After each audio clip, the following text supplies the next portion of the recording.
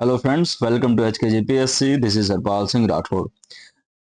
આજે આપણે જે આવનારી જીપીએસસી મેન્સની જે પરીક્ષા છે, બરાબર, એ મેન્સના સિલેબસની અંદર જે ફેરફાર કરવામાં આવેલો છે, એ ફેરફારની અંદર બે મહત્વના ફેરફાર તમને ખાસ જોવા મળે છે. એક તો એની અંદર બીજા વધારાના સબ્જેક્ટનો ઉમેરો કરવામાં આવેલો છે, અને બીજી જે મહત્વની વસ્તુ છે કે જે સબ્જેક્ટ પહેલાથી અવેલેબલ છે એની અંદર એક્સ્ટ્રા ટોપિક્સ એડ કરવામાં આવેલા છે, બરોબર. તો આ બે વસ્તુ ખાસ એમાં સુધારામાં આપણને જોવા મળેલી છે.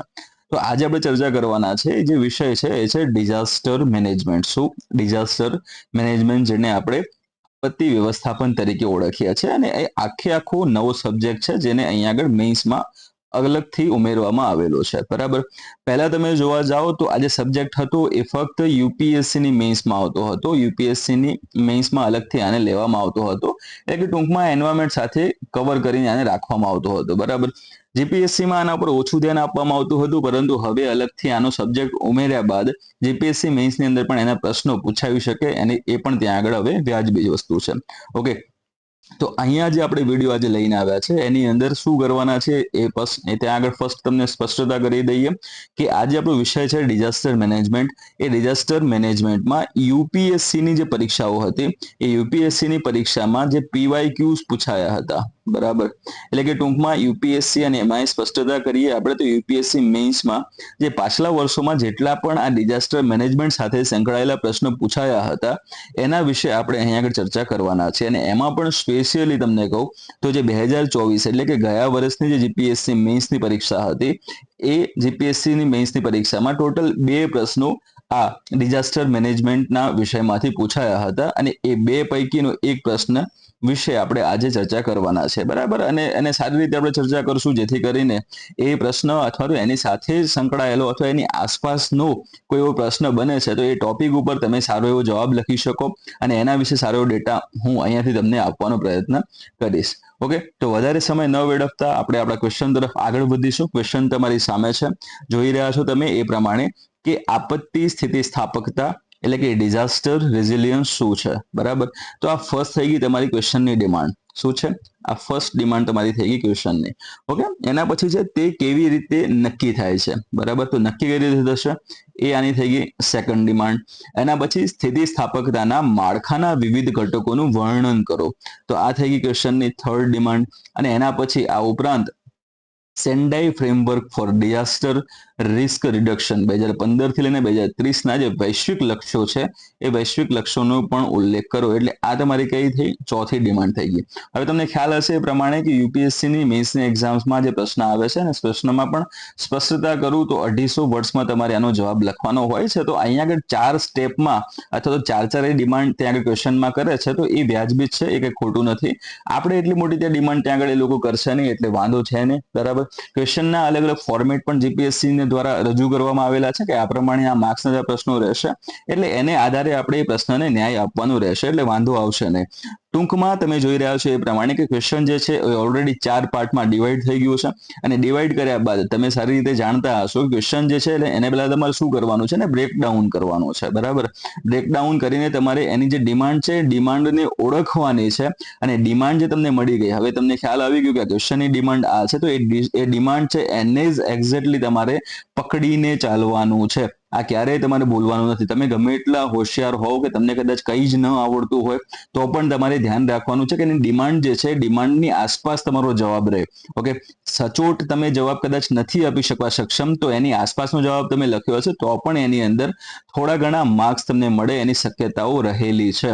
ઓકે, એટલે સાવ પછી એની અંદર આપણે એક્સ્ટ્રા એવા ત્યાં પીએચડી પણ આમાં નથી કરી નાખવાનું, કે આની અંદર સાવ કક્કો પણ આપણે નથી લખી નાખવાનો.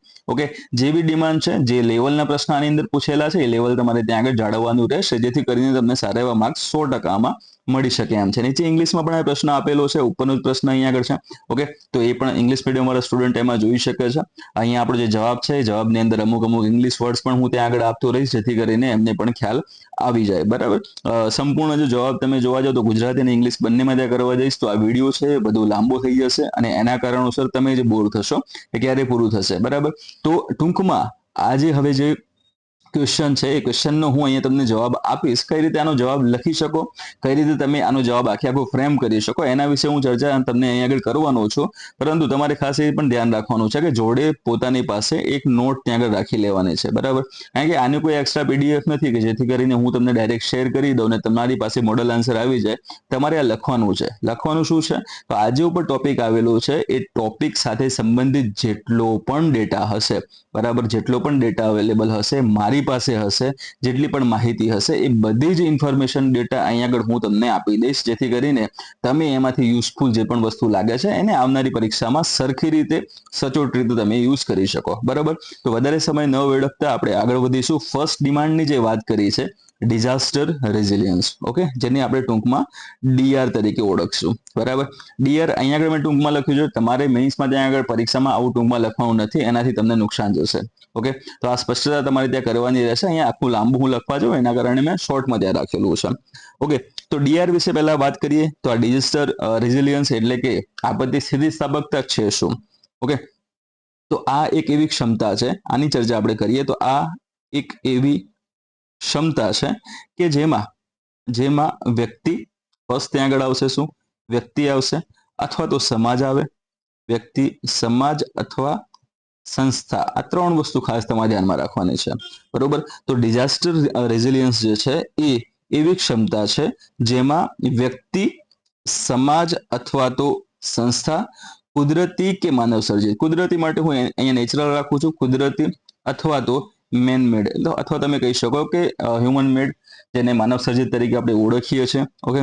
તો નેચરલ અથવા તો માનવ સર્જિત, બરાબર, કુદરતી અથવા તો માનવ સર્જિત જે પણ આપત્તિઓ છે, ઓકે, જે આપત્તિઓ છે એ આપત્તિઓને સહન કરી શકે. ફર્સ્ટ વસ્તુ તો કોઈના ઉપર પણ કોઈ એવી આપત્તિ આવી પડે છે અલગ અલગ, જે માનવ સર્જિત અથવા તો કુદરતી હોઈ શકે છે. તો એ આપત્તિઓ વિશે ફર્સ્ટ ત્યાં આગળ શું આવે છે? તો એને સહન કરી શકવું જોઈએ, બરાબર. સહન કર્યા બાદ એમાં બીજી મહત્વની વસ્તુ શું આવે છે? તો અસરકારક રીતે એને પ્રતિસાદ આપી શકવો જોઈએ, રિસ્પોન્સ આપી શકવો જોઈએ. પછી એવું નહીં કે અચાનક ત્યાં આગળ વધારે પડતો વરસાદ આવી ગયો અને વરસાદ આવી ગયો એટલે પછી સીધો ત્યાં આગળ શું કહેવાય ખુલ્લા મેદાનમાં જઈને ઊભા થઈ ગયા અને પછી વરસાદ ત્યાં પડવા માંડ્યો. ના, તમારે એને રિસ્પોન્સ આપવાનો છે, તમારે એનાથી બચવાનું છે. તમે કઈ રીતે બચશો? તો આ વસ્તુ એના અંદર તમે લઈ શકો છો પ્રતિસાદ અંતર્ગત, બરોબર. આ સર્વ સામાન્ય એવું એક્ઝામ્પલ મેં તમને આપ્યું. આનાથી પણ સારા એક્ઝામ્પલ કયા આપી શકાય એ આગળ હું તમને જણાવીશ, બરાબર. તો સેકન્ડ થિંગ છે પ્રતિસાદની વાત કરીએ આપણે હમણાં, બરોબર. પ્રતિસાદ આપ્યા પછી જે તે ત્યાં આગળ આપત્તિ આવી હતી, તમે એને તે સહન પણ કરી, પ્રતિસાદ પણ આપ્યો, એના કારણે નુકસાન પણ થયું. નુકસાન થાય છે તો એના પછીનું જે સ્ટેપ આવે છે એ છે પુનઃસ્થાપન, ઓકે. પુનઃસ્થાપન ત્યાં આગળ આવશે. તો પુનઃસ્થાપન ત્યાં આગળ થઈ શકે અને આવનારા જોખમ, હવે આ ત્રણ જે વસ્તુ જે છે એ ત્રણના આધારે એમને અનુભવ મળ્યો અને જે આવનારા જે જોખમો છે, બરોબર, એટલે આવનારા સમયમાં કોઈ પણ એવા જોખમો આવે છે તો એ જોખમો સામે મજબૂત રીતે ટકીને એમાં સારી એવી રીતે અનુકૂલન કેળવી શકે, એને શું કહેવામાં આવે છે? ડિઝાસ્ટર રેઝિલિયન્સ તરીકે ઓળખવામાં આવે છે, ઓકે. હું આખું આ લાઈન ફરીથી તમને કહી દઉં છું જેથી કરીને કોઈ લખતા હોય તો એ શાંતિથી એમાં લખી શકે કે ડિઝાસ્ટર રેઝિલિયન્સ એ એક એવી ક્ષમતા છે જેમાં વ્યક્તિ, સમાજ અથવા તો સંસ્થા કુદરતી કે માનવ સર્જિત આપત્તિને સહન કરી શકે, બરાબર. અસરકારક રીતે એને પ્રતિસાદ આપી શકે, ઝડપથી પુનઃસ્થાપિત થઈ શકે અને આવનારા જોખમો સામે વધુ મજબૂત બનીને અનુકૂલન સાધી શકે, બરાબર. વધુ મજબૂત બનીને અનુકૂલન સાધી શકે. આ ફક્ત ને ફક્ત આજે આખી વસ્તુ જે મેં વાત કરી એ પ્રમાણે કે આ ફક્ત ને ફક્ત કેવું લાગે તમને કે આખું એક ચક્ર ત્યાં આગળ બનતું જોવા મળશે, બરોબર. તો આ એટલું ઈઝી પણ ત્યાં આગળ નથી અને એટલું બધું ત્યાં આગળ હાર્ડ પણ નથી, ઓકે. તો સ્પષ્ટ રીતે શું આવે છે કે આ જે પણ સમુદાયો છે અથવા તો વ્યક્તિ અને સમુદાયોની વાત કરીએ તો સમુદાયો અને જે પ્રણાલીઓ જે અલગ અલગ ચાલે છે એમાં જે વિક્ષેપો ઊભા થાય છે તો એ વિક્ષેપો વિશે શીખવાની અને ભવિષ્ય માટે વધુ સારી રીતે તૈયાર થવાની જે પ્રક્રિયા છે એ આપણને આગળ સમજાવે છે, બરાબર. તો આ ડીઆર ની વાત અહીંયા આગળ આપણે પૂર્ણ કરી કે ડીઆર શું છે? તો ડીઆર જે છે એ આ છે, ઓકે. હમણાં તમને વાત કરી એ પ્રમાણે કે અલગ અલગ વસ્તુ ક્ષમતાની વાત કરી હતી, વ્યક્તિ, સમાજ, સંસ્થા, આપત્તિ સહન. તો આની અંદર જે મહત્વનો જે બીજો ભાગ આવે છે એ છે તેના તત્વો. શું આવશે? એના તત્વો આવશે, ઓકે. તો અહીંયા આપણે હવે ચર્ચા કરીશું નેક્સ્ટ એના તત્વોની. કે ડીઆર ના તત્વો મહત્વના કયા કયા છે. તો એના માટે તમે કદાચ ક્યાંક વાંચ્યું હશે એ પ્રમાણે PRR એ કહેવાય છે. શું કહેવાય છે? PRR. ઓકે, તો આના તત્વોની અંતર્ગત આવે છે. Okay, PRR. હવે આની અંદર વાત કરીએ આપણે તો PRR અહીં આગળ શું બતાવે છે? તો ફર્સ્ટ ત્યાં આગળ આવે છે આપણું એ છે પ્રિપેરેશન અથવા તો પ્રિપેર્ડનેસ ત્યાં આગળ આવશે, જેને આપણે તૈયારી તરીકે ઓળખીએ છીએ. તૈયારી. Okay, preparedness. બીજું જે મહત્વનું તત્વ આવે છે એ શું આવશે? તો એ આવશે R ફોર રિસ્પોન્સ આવશે, જેને આપણે ગુજરાતીમાં પ્રતિસાદ તરીકે ઓળખીએ છીએ. પ્રતિસાદ એટલે કે રિસ્પોન્સ. ઓકે, અને ત્રીજી જે મહત્વની વસ્તુ છે એના પછીની એ છે રિકવરી, જેને તમે પુનઃસ્થાપન તરીકે ઓળખી શકો. રિકવરી. ઓકે, અને લાસ્ટમાં જે એ છે અનુકૂલન.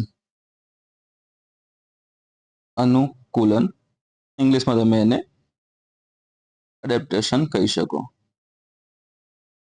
ઓકે, તો આ ચાર જે મહત્વના તમને જોવા મળે છે એ શું છે? તો આ ડીઆરના મુખ્ય તત્વો એને કહેવામાં આવે છે. ઓકે, વારાફરતી આપણે તત્વો વિશે પણ માહિતી મેળવશું. પહેલું તત્વ તમારી સામે જોવા મળે છે એ શું છે? તો તૈયારી છે. શું છે? તૈયારી, જેને આપણે પ્રિપેર્ડનેસ તરીકે ઓળખીએ છીએ. હવે આની અંદર જે મહત્વની વસ્તુ આવે છે કે તૈયારી શેની ભાઈ? બરાબર, તૈયારીની વાત અહીંયા આગળ એમણે કરેલી છે. તો તૈયારી કરવાની જે શેની શું વસ્તુ અહીંયા આગળ બતાવે છે? તો તૈયારીની અંદર જે મહત્વની વાત આવે છે એ છે આપત્તિ પ્રત્યેની. ઓકે, જે આપત્તિઓ જે અલગ અલગ જે છે એના પ્રત્યેની તૈયારીની વાત કરવામાં આવશે. તો આપત્તિ પહેલી વસ્તુ તો ત્યાં આગળ આવશે. શું આવે છે?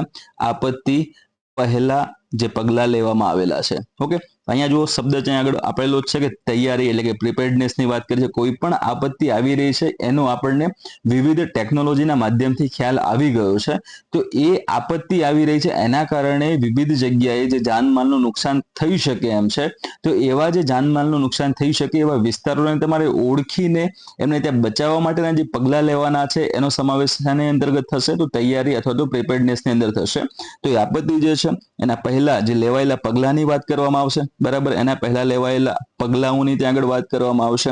બરોબર, એના માટે એટલે પગલાઓ તમને ખબર હશે એ પ્રમાણે કે અલગ અલગ ટીમો બનાવવામાં આવશે. એ ત્યાં જે તે વિસ્તાર હશે, સંવેદનશીલ વિસ્તાર, એ વિસ્તારના લોકોને જાગૃત કરવામાં આવશે. ત્યાંના ગામના લોકોના જો યુવા નાગરિક હશે, યુવાનો હશે, તે યુવાનોને પણ તૈયાર કરવામાં આવશે. બરાબર, એટલે પગલાં લેવા, યોજનાઓ બનાવવી.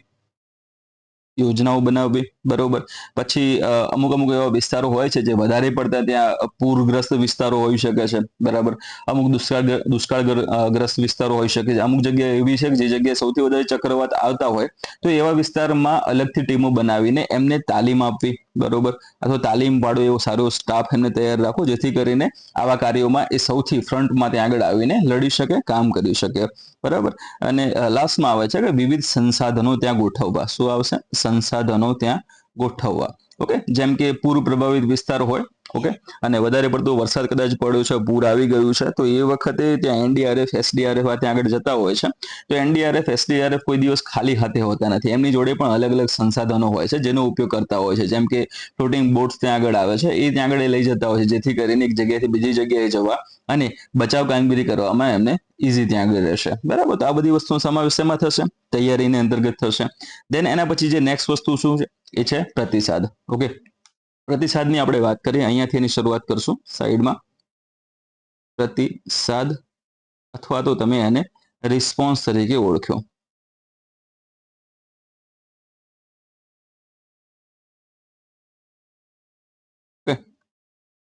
તો એની અંદર શું આવે છે?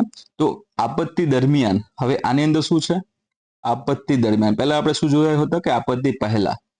ઓકે, આપત્તિ દરમિયાન એટલે કે આપત્તિ હવે ઓલરેડી આવી ગઈ છે જે તે વિસ્તારમાં, એ જે તે આપત્તિ પોતાનું કાર્ય કરી રહી છે, પોતાનું કહેર ત્યાં ઢાળી રહી છે. બરાબર, તો અહીંયા આગળ આપત્તિ દરમિયાન જે તાત્કાલિક કાર્યવાહી કરવાની હશે, શું આવશે? આપત્તિ દરમિયાન તાત્કાલિક કાર્યવાહી.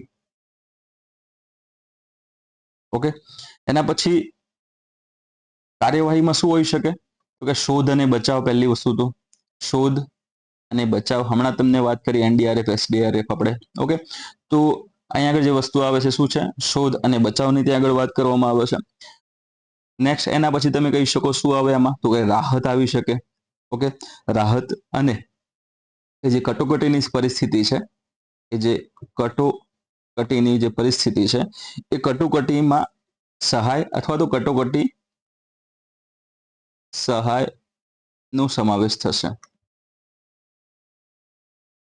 ઓકે, આની અંદર પછી ઘણા બધા પ્રકાર એમાં હોઈ શકે છે. ફૂડ સાથે, વોટર સાથે, બરાબર, પાણી અથવા તો ત્યાં આગળ ફૂડ પેકેટ્સ પહોંચાડવા, આ તે બધી વસ્તુ એની અંદર આવે છે. કે તમને ખબર હશે એ પ્રમાણે કે કોઈ પણ હવે પૂરની જ વાત કરીએ કાં તો બીજું કોઈ પણ ત્યાં તમે કુદરતી આપત્તિને લઈ શકો છો. તો એ વખતે ઘણી બધી વખતે એવી સિચ્યુએશન ઊભી થાય છે કે વ્યક્તિઓ પોતાના ઘરમાંથી અથવા તો એ જગ્યાએ જે જગ્યાએ એમને સેફ છે જગ્યાએ એમને રાખી દીધા છે. તો રાખ્યા બાદ ત્યાં આગળ એમને ખાવાની અથવા તો જે પાણીની જે સુવિધાઓ જે મળવી જોઈએ તો એના માટે પણ ત્યાં આગળ અલગ અલગ એવી સગવડ કરવી જરૂરી છે. તો એ વસ્તુ આના અંતર્ગત ત્યાં આગળ રહેશે. ઓકે, નેક્સ્ટ એના પછી આપણે જોઈએ તો એ છે આપણો આર ફરીથી, અને એ છે પુનઃસ્થાપન. પુનઃસ્થાપન આવશે, તેને આપણે રિસ્પોન્સ તરીકે ઓળખીએ છીએ. સોરી, રિસ્પોન્સ નહીં, રિકવરી. ઓકે, રિકવરી તરીકે ઓળખશું. ઓકે, હવે પહેલા તમે જોયું હતું એ પ્રમાણે કે પૂર્વ તૈયારીમાં શું હતું વસ્તુ? તો આપત્તિ આવે છે એના પહેલા, પ્રતિસાદમાં શું હતું? આપત્તિ દરમિયાન. પુનઃસ્થાપન શું છે? આપત્તિ પછી. ઓકે, તો આપત્તિ જે હશે એ હવે જતી રહી છે, એટલે આપત્તિ પછીની વાત અહીંયા આગળ કરવામાં આવશે. બરોબર, એટલે ત્રણ સ્ટેપ તમે જોઈ શકો છો, વન બાય વન આપણે જોયા છે આની અંદર. તો આપત્તિ પછીના જે ટૂંકા અને લાંબા ગાળાના પ્રયાસોનો આની અંદર સમાવેશ થશે. ટૂંકા અને લાંબા ગાળાના જે વિવિધ પ્રયાસો સરકાર દ્વારા વિવિધ એકમો દ્વારા કરવામાં આવે છે, એ ટૂંકા અથવા તો લાંબા ગાળાના પ્રયાસોનો સમાવેશ આમાં કરવામાં આવશે. ઓકે, હવે પ્રયાસોમાં ત્યાં આગળ શું શું વસ્તુ આવે છે એની અંદર?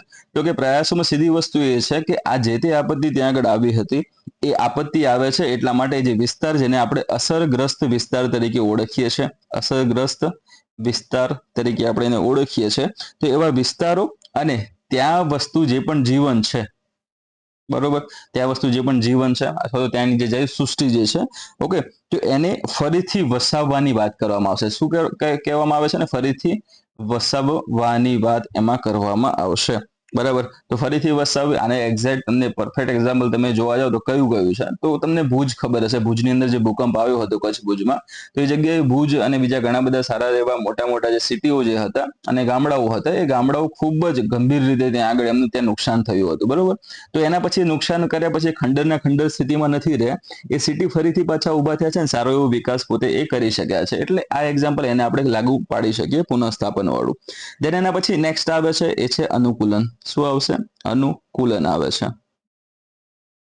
ઓકે, જેને આપણે ઇંગ્લિશમાં એડેપ્ટેશન તરીકે ઓળખશું.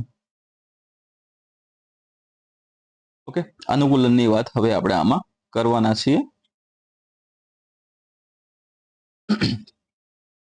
આ વસ્તુ શું થઈ ગઈ? આપત્તિ પહેલા, આપત્તિ દરમિયાન અને આપત્તિ પછી, આ ત્રણ વસ્તુ આપણે જોઈ લીધું. તો આના ઉપરથી આપણને શીખ મળી ગઈ. પહેલી વસ્તુ તો બરાબર શીખ મળી, અને શું મળ્યું? બીજો અનુભવ પણ મળી ગયો. ઓકે, તો આપણને જે અગાઉના જે અનુભવો હતા, એટલે આ વસ્તુ ખાસ મેન્શનમાં કરવાની રહેશે કે અગાઉના જે અનુભવો છે, જે વિવિધ આપત્તિઓ જે છે, એ અગાઉના અનુભવોને આધારે આપણે શું કરવાનું છે? તો કે શીખવાનું છે. અને એ જે શીખ્યા બાદ અલગ અલગ એવા સ્ટ્રક્ચર ઊભા કરવાના છે, બરોબર, એવી નીતિઓ બનાવવાની છે. એટલે અહીંયા તમે કહી શકો કે આંતરમાળખાકીય વિકાસ કહી શકીએ આપણે અહીંયા આગળ એને, માળખાકીય વિકાસ. બીજી જે મહત્વની વસ્તુ આવે છે એ છે ભવિષ્યના જોખમોને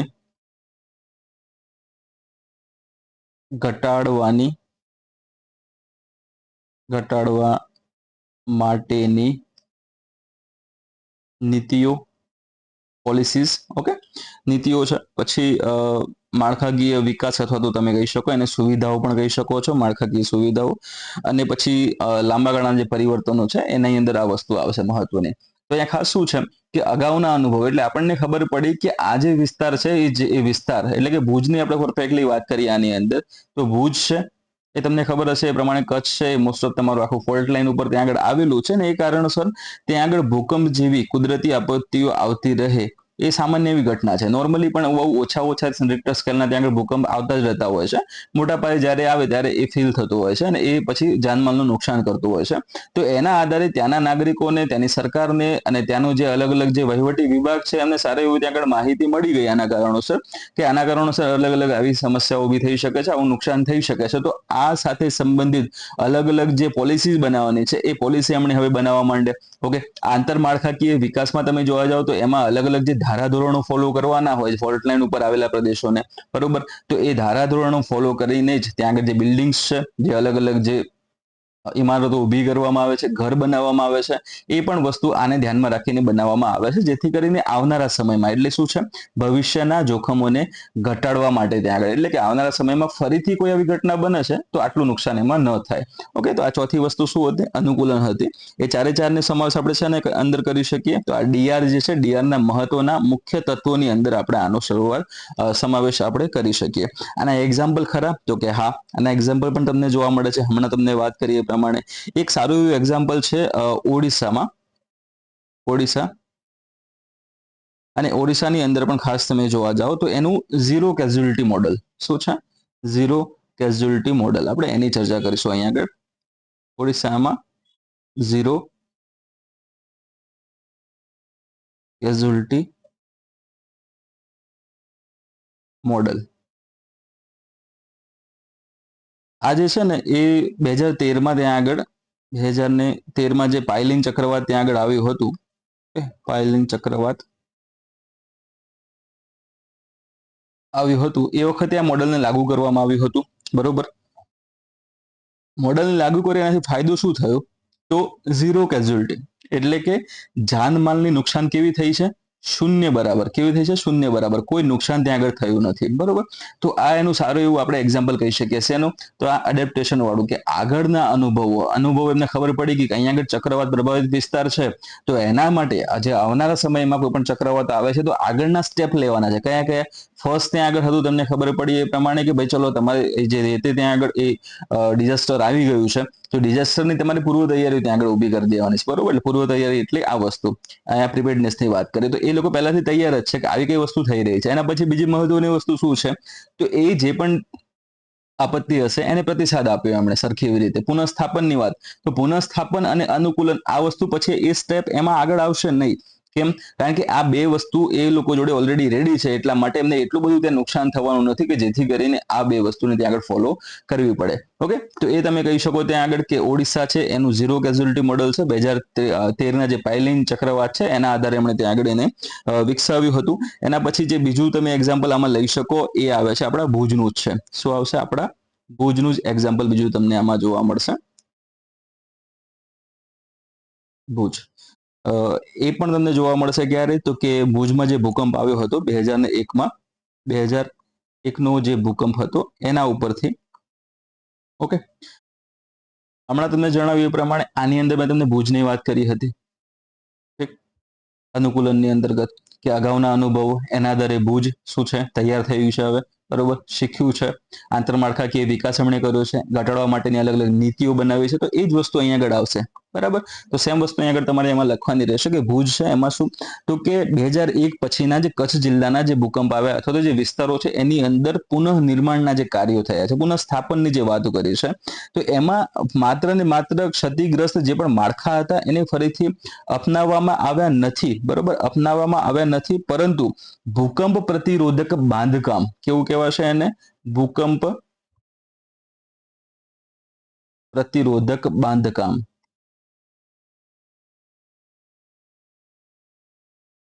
ભૂકંપ પ્રતિરોધક બાંધકામની અલગ અલગ જે ટેકનિક્સ છે, જે અલગ અલગ ટેકનિક્સ છે એ ટેકનિક્સને અપનાવવામાં આવે છે અને જે સ્થાનિક સમુદાયો છે એ સ્થાનિક સમુદાયોને ડિઝાસ્ટર રિડક્શન એટલે કે DRRમાં તાલીમ એને આપવામાં આવેલી છે, બરોબર, જેથી કરીને એ સમયમાં અલગ અલગ જે સ્ટેપ્સ લેવાના થાય એ સારી રીતે લઈ શકે અને પોતાનું જાનમાલનું રક્ષણ પોતાની મેળે પોતાની રીતે એ સારી એવી રીતે કરી શકે, બરાબર. તો આ બધા જ તત્વો જે હતા એનો સમાવેશ આપણે શેમાં કરતા હતા? તો એનો સમાવેશ થતો હતો આ અને આ ડીઆર ના જે તત્વો એની અંદર આનો સમાવેશ આપણે કર્યો. તો ફર્સ્ટ ડિમાન્ડ જે ક્વેશ્ચનની હતી એ સંપૂર્ણપણે અહીંયા તમારી પૂરી થાય છે. સેકન્ડ ડિમાન્ડ શું છે તે કેવી રીતે નક્કી થાય છે, તો હવે આપણે એની વાત કરશું. બરાબર, જે સેકન્ડ ડિમાન્ડ તમારી છે ત્યાં આગળ કે તે કેવી રીતે નક્કી થાય છે, કેવી રીતે નક્કી થાય છે. ઓકે, તો એમાં એવું છે ને ભાઈ કે આ જે ડિઝાસ્ટર રેઝિલિયન્સની આપણે વાત અહીંયા જે કરી રહ્યા છે એની અંતર્ગત તમે જોશો તો આપત્તિ સ્થિતિસ્થાપકતા, ઓકે, એટલે આપણું ટૂંકમાં આ ડીઆર. ઓકે, આ ડીઆર નું જે નિર્ધારણ છે, ડીઆર નું જે નિર્ધારણ છે એ નિર્ધારણ વિવિધ પરિબળોના આંતર સંબંધો પર આધારિત છે. વિવિધ પરિબળોના આંતર સંબંધ પર આધારિત છે. ઓકે, આંતર સંબંધ પર આધારિત છે. ઓકે, તો આના માટે પણ ત્યાં આગળ તત્વો આવશે, તો હા આના માટે પણ આવશે. એ તત્વોને આપણે શું કહી શકીએ, તો નિર્ધારણ માટેના તત્વો. શું કહી શકીએ આપણે એને? નિર્ધારણ માટેના તત્વો. ઓકે, હવે આપણે જે વાત કરવાના છે એ છે આના નિર્ધારણ માટેના તત્વોને. તો ફર્સ્ટ તમને જોવા મળે છે, ફર્સ્ટ તત્વ તમને જોવા મળે છે એ શું છે, તો પહેલું આવશે એમાં એક્સપોઝર આવશે. શું આવે છે? એક્સપોઝર. આપણે એને જોખમ હેઠળનો વિસ્તાર કહી શકશું આપણે, અથવા તો સંવેદનશીલ વિસ્તાર આપણે કહી શકીએ. બરાબર, સંવેદનશીલ વિસ્તાર. ઓકે, હવે હા, એટલે પછી એક્સપોઝર છે એનું સ્પષ્ટ ગુજરાતી અહીંયા આગળ આ આપેલું છે એ રીતનું નથી. આ જે વસ્તુ આગળ જે કહેવા જઈ રહ્યા છે એ વસ્તુને સમજાવવા માટેના વર્ડ છે, કે તમે ગુજરાતીમાં લખવું હોય તો તમે એને આ રીતે લખી શકો, સંવેદનશીલ વિસ્તાર. ઇંગ્લિશ માટે તમે એક્સપોઝર શબ્દને ચૂઝ કરી શકો. બરાબર, તો આજે એવા વિસ્તારની વાત કરવામાં આવશે. આ કોઈ એક એવો વિસ્તાર છે, ઓકે, વિસ્તાર અથવા તો સમુદાય, વિસ્તાર અથવા તો સમુદાય છે જે અલગ અલગ કુદરતી અને માનવ સર્જિત, કુદરતી અને માનવ સર્જિત જોખમોના સંપર્કમાં છે. કેવા જોખમો જે અલગ અલગ આવે છે એના શું છે? સંપર્કમાં છે. તો સ્પષ્ટ ત્યાં આગળ શું થઈ ગયું કે અમુક એવા વિસ્તારો હોય છે કે જે જગ્યાએ, હવે ચક્રવાતનું તમારે અહીં આગળ તમારી સામે વાત કરું તો ચક્રવાતમાં સ્પષ્ટ આપણને ખબર છે કે અમુક જે ભારતના દરિયાકાંઠાના જે અમુક ખાસ વિસ્તારો છે એ જગ્યાએ જ ચક્રવાત દરિયા ઉપરથી જમીન ઉપર ઓલમોસ્ટ લેન્ડ થતું હોય છે. તો એ વિસ્તાર વિશે આપણે બહુ સારી રીતે માહિતી આપણને હોય છે કે આ વિસ્તાર કેવા છે, તો એને આપણે સંવેદનશીલ વિસ્તાર તરીકે ઓળખીએ છીએ. બરોબર, તો આ નક્કી કઈ રીતે થાય છે? એના અંતર્ગત જે તત્વો છે, તત્વોની અંદર જે ફર્સ્ટ આપણે વાત કરી રહ્યા છે સંવેદનશીલ વિસ્તાર અથવા તો એ વિસ્તારોનો શું આપણે એક્સપોઝર તરીકે એને આપણે લઈ શકીએ છીએ. અહીંયા આગળ એની વાત અહીંયા આગળ આપણે હાલમાં કરી રહ્યા છે. બરાબર, તો એમાં એક્ઝામ્પલ તમે લઈ શકો છો. એક્ઝામ્પલ તમે એમાં લઈ શકો છો કે ગુજરાતનો દરિયા કિનારો, ગુજરાતનો લાંબો એવો દરિયા કિનારો. ઓકે, તો આમાં શું આવશે? તો ગુજરાતનો આ લાંબો એવો જે દરિયા કિનારો છે તે વિવિધ ચક્રવાતો અને દરિયાઈ તોફાનો માટેનો ઊંચો એવો, એટલે કે હાઈ એક્સપોઝર ધરાવે છે. સમજી ગયા વસ્તુ શું કહેવા માંગે છે? એક્સપોઝર ધરાવે છે. એટલે સ્પેશિયલી ત્યાં એક વિસ્તારની ત્યાં વાત કરવામાં આવશે. બરાબર, તો વિસ્તાર હોઈ શકે અથવા તો શું હોઈ શકે? સમુદાય હોઈ શકે. એમાં સ્પેશિયલી કયું કયું? એમાં કુદરતી અથવા તો માનવ સર્જિત હોઈ શકે છે. અને આ જોખમોના સંપર્કમાં, એટલે તમે જોઈ લીધું, આ વિસ્તારની વાત કરી, જોખમની વાત કરી અને એના સંપર્કની આપણે વાત કરી લીધી. તો આનો સમાવેશ શેમાં થશે? તો એક્સપોઝરની અંદર એનો સમાવેશ થશે. ઓકે, એના પછી નેક્સ્ટ તત્વની આપણે વાત કરીએ તો નેક્સ્ટ તત્વ તમારી સામે જોવા મળે છે એ છે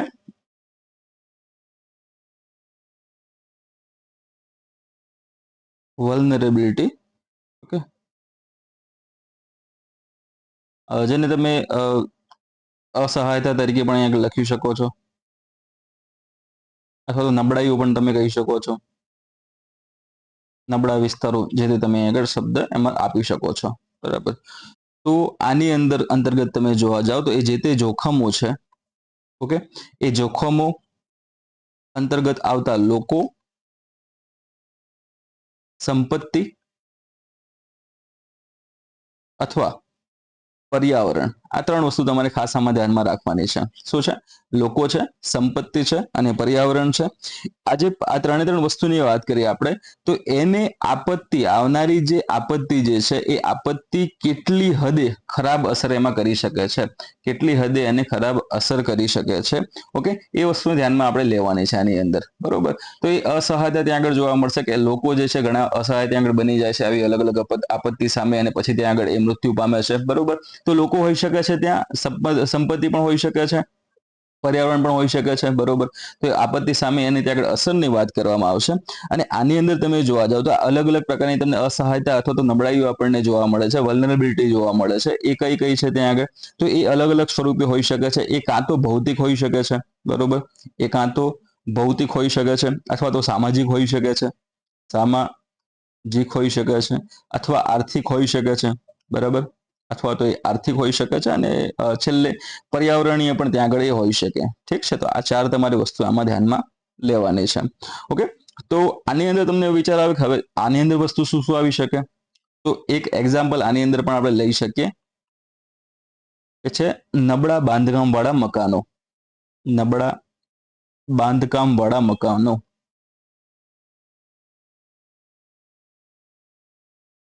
તમે અગાઉ જોયું હતું એ પ્રમાણે કે ક્વેશ્ચન છે, ક્વેશ્ચનનો મોડલ આન્સર, ક્વેશ્ચનના મોડલ આન્સરમાં પણ મેં તમને પ્લસ આગળ કીધું હતું કે જે ટોપિક હશે એ ટોપિકની તમામ ઇન્ફોર્મેશન લેવાનો આપણે પ્રયત્ન કરશું, જેથી કરીને એના સાથે સંબંધિત જો પ્રશ્ન આગળ પૂછાય છે તમારી જીપીએસસીના મેન્સમાં, તો તમે સારો એવો જવાબ આપી શકશો. એટલા માટે આ બધી વસ્તુ સારી એવી રીતે ડિટેલમાં હું તમને કરાવી રહ્યો છું, જેથી કરીને તમને થોડું પણ વાંધો આવનારી પરીક્ષામાં, આવનારી મેન્સમાં ન આવે, ઓકે. તો આનું એક્ઝામ્પલ શું હતું? નબળા બાંધકામ વાળા જે મકાનો છે, બરાબર, એ વસ્તુ ત્યાં આગળ આવશે. અલગ અલગ ગરીબ સમુદાયો આવશે, માણસોમાં તમે જોવા જાવ તો ગરીબ સમુદાયો ત્યાં આગળ આવી શકે આમાં, બરાબર.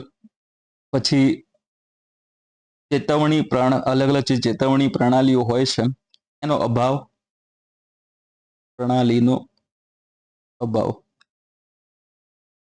એટલે કે આ નબળાઈમાં તમે લઈ શકો. નબળાઈ અહીંયા સારો શબ્દ આનો મને યાદ નથી આવી રહ્યો, તમે આને કોઈ રિપ્લેસ કરી શકતા હોય તો તમે એને યુઝ કરી શકો છો. અસહાયતા અથવા તો આ ઇંગ્લિશ વર્ડ તો એનો છે સારો એવો, અને આ સચોટ પણ છે, બરાબર. અને ગુજરાતી તમને સારી એવું માહિતી એમની મળતી હોય આ ટોપિક સાથે સંબંધિત, તો તમે એનો યુઝ કરી શકો છો. બાકી છેલ્લે તમે અસહાયતા અથવા તો નબળાઈઓ તમે કહી શકો છો, બરોબર. તો અહીંયા જે વાત કરીએ એ પ્રમાણે કયા કયા છે જોખમોની વાત કરી, લોકો, સંપત્તિ, પર્યાવરણ, એમાં સ્પેશિયલ એક્ઝામ્પલ આપ્યું કે અલગ અલગ જે નબળા બાંધકામ વાળા મકાનો છે તો સૌથી વધારે ક્ષતિગ્રસ્ત આ થઈ શકે છે, બરોબર. બીજી વસ્તુ છે ગરીબ સમુદાયોની એની અંદર આપણે વાત કરી, તો ગરીબ સમુદાયો કેમ? તો એમની જોડે સંસાધનોનો અભાવ હોય છે, પાકા મકાનનો ત્યાં આગળ અભાવ હોય છે, તો આ લોકો સૌથી વધારે ત્યાં આગળ ડેમેજ જે હોય છે એમનું થતું હોય છે. ચેતવણી પ્રણાલીનો અભાવ આ પણ એક મહત્વનું કારણ એમાં બની શકે એમ છે, બરાબર. હવે આપણને ખ્યાલ જ ના હોય કે આવનારા 1 કલાકની અંદર ખૂબ મોટા પાયે ચક્રવાત આવનાર ત્યાં આગળ છે, તો એ વિસ્તાર જે છે એ વિસ્તારની અંદર સારું એવું ત્યાં જાનમાલનું ત્યાં આગળ નુકસાન થઈ જશે, અને પછી જાનમાલનું નુકસાન થયા પછી એના વિશે માહિતી મળે તો આપણે એમાં બચાવ માટેના કોઈ સ્ટેપ ત્યાં ઝડપથી લઈ શકતા નથી, ઓકે. તો આ સેકન્ડ ત્યાં આગળ વલ્નરેબિલિટી ત્યાં આગળ આવશે, ઓકે. ધેન એના પછી થર્ડ અને નેક્સ્ટની આપણે વાત કરીએ તો એ છે કેપેસિટી અથવા તો એની ક્ષમતા, કેપેસિટી, ક્ષમતાની વાત કરી લઈએ, ઓકે. તો ક્ષમતા છે એની, તો જે આપત્તિ આવી રહી છે એ આપત્તિનો સામનો કરવાની ક્ષમતા, ફર્સ્ટ વસ્તુ શું આવે છે? આપત્તિનો સામનો કરવાની. હમણાં તમને જણાવ્યું એ પ્રમાણે પ્રતિસાદ આપવાની ક્ષમતા, ઓકે. બીજી વસ્તુ શું છે? પુનઃ પ્રાપ્ત અથવા તો પુનઃ સ્થાપન અથવા પુનર્વસન તમે એને કહી શકો. પુનઃ સ્થાપન અહીંયા શબ્દ મેં યુઝ કર્યો છે, બરાબર. તો એના માટે આ ત્રણ વસ્તુ કરવા માટે અલગ અલગ એવા એકમો, એટલે કે સરકાર, બીજી મહત્વની વસ્તુ આવે છે સંસ્થા, સરકાર, સંસ્થા અથવા તો સમુદાય, અથવા સમુદાય પાસે કેટલી તૈયારીઓ છે, બરોબર, પાસે એમની જોડે કેટલી આ આપત્તિને પહોંચાડવા માટેની તૈયારી છે તે અથવા તો એ તૈયારીને કઈ રીતે નિપટાવવાની છે, કઈ રીતે એમાં તમારે અનુકૂલન સાધવાનું છે, આ માટેની માહિતી અથવા તો જ્ઞાન એ પણ ત્યાં જરૂરી છે. એટલે જ્ઞાન વસ્તુ ત્યાં આગળ આવશે. એના માટે એ આપત્તિ જે છે એ દરમિયાન એની સાથે લડવા માટે જે જરૂરી એવા વિવિધ સંસાધનો છે, સંસાધનોની પણ એમાં ચર્ચા કરવામાં આવે. ઓકે, સંસાધનો અને એના પછી જે મહત્વની વસ્તુ આવે છે કે અલગ અલગ જે સંસ્થાકીય વ્યવસ્થાઓ, શું આવે છે? સંસ્થાકીય વ્યવસ્થાઓ. તો આ બધી વસ્તુનો સમાવેશ એમાં થશે, આ કેપેસિટીની અંદર થશે, ક્ષમતાની અંદર એમાં થતો હોય છે. તમે આમાં વિચારશો કે શું વસ્તુ આની અંદર આવી શકે, તો આમાં જુઓ સ્પષ્ટ વસ્તુ શું કીધેલી છે કે અલગ અલગ જે આપત્તિઓ છે એનો સામનો કરવા માટે, એનો પ્રતિસાદ આપવા માટે અને પુનઃસ્થાપન માટે સરકાર, સંસ્થા અથવા તો સમુદાય એની તૈયારી, જ્ઞાન, સંસાધનો, આ બધી વસ્તુ એ શેના તરફ ઈશારો કરે છે? તો આ તમને એક એવી માહિતી જે આપણે સારી રીતે જાણીએ છીએ એના તરફ ઈશારો કરતી જોવા મળે છે. એ છે એનડીઆરએફ. ઓકે, બીજી છે એસડીઆરએફ સ્ટેટ માટેની. ઓકે, પેલી નેશનલ છે, સ્ટેટ માટે આવશે, બરોબર, એ આવશે. એના પછી જે મેં તમને અગાઉ પણ જણાવ્યું હતું એ પ્રમાણે જે તે વિસ્તારના તાલીમ પામેલા જે અલગ અલગ સ્વયંસેવકો છે, બરોબર, સ્વયંસેવકો પણ તેની અંદર આવી જશે. ઓકે, અલગ અલગ એવી ત્યાં કોમ્યુનિકેશનની સિસ્ટમ્સ છે ત્યાં આગળ, એટલે કોમ્યુનિકેશન આવશે, બરાબર. અને આની અંદર તમે ભંડોળને પણ લઈ શકો છો, ફંડ્સને પણ લઈ શકો, કારણ કે ફંડ્સની પણ આમાં જરૂર પડશે. તો આ ક્ષમતા, આ કેપેસિટી પણ એ જે તે ક્ષેત્ર સાથે સંકળાયેલો વહીવટી વિભાગ અથવા તો સરકાર પાસે હોવી જોઈએ. તો એથી આ એનો સામનો કરી શકશે, સારો એવો પ્રતિસાદ આપી શકશે અને પુનઃસ્થાપનમાં ત્યાં આગળ એને મદદરૂપ એમાં થઈ શકશે, બરાબર. એના પછી નેક્સ્ટ આપણે જોઈએ તો એ તમને જોવા મળે છે. નેક્સ્ટ છે અનુકૂલનશીલ ક્ષમતા, જેને ઇંગ્લિશમાં આપણે એડેપ્ટિવ કેપેસિટી તરીકે ઓળખીએ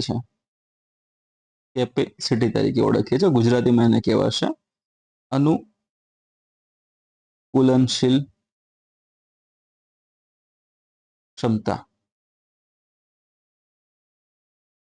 ઓકે, તો આની અંદર શું આવશે?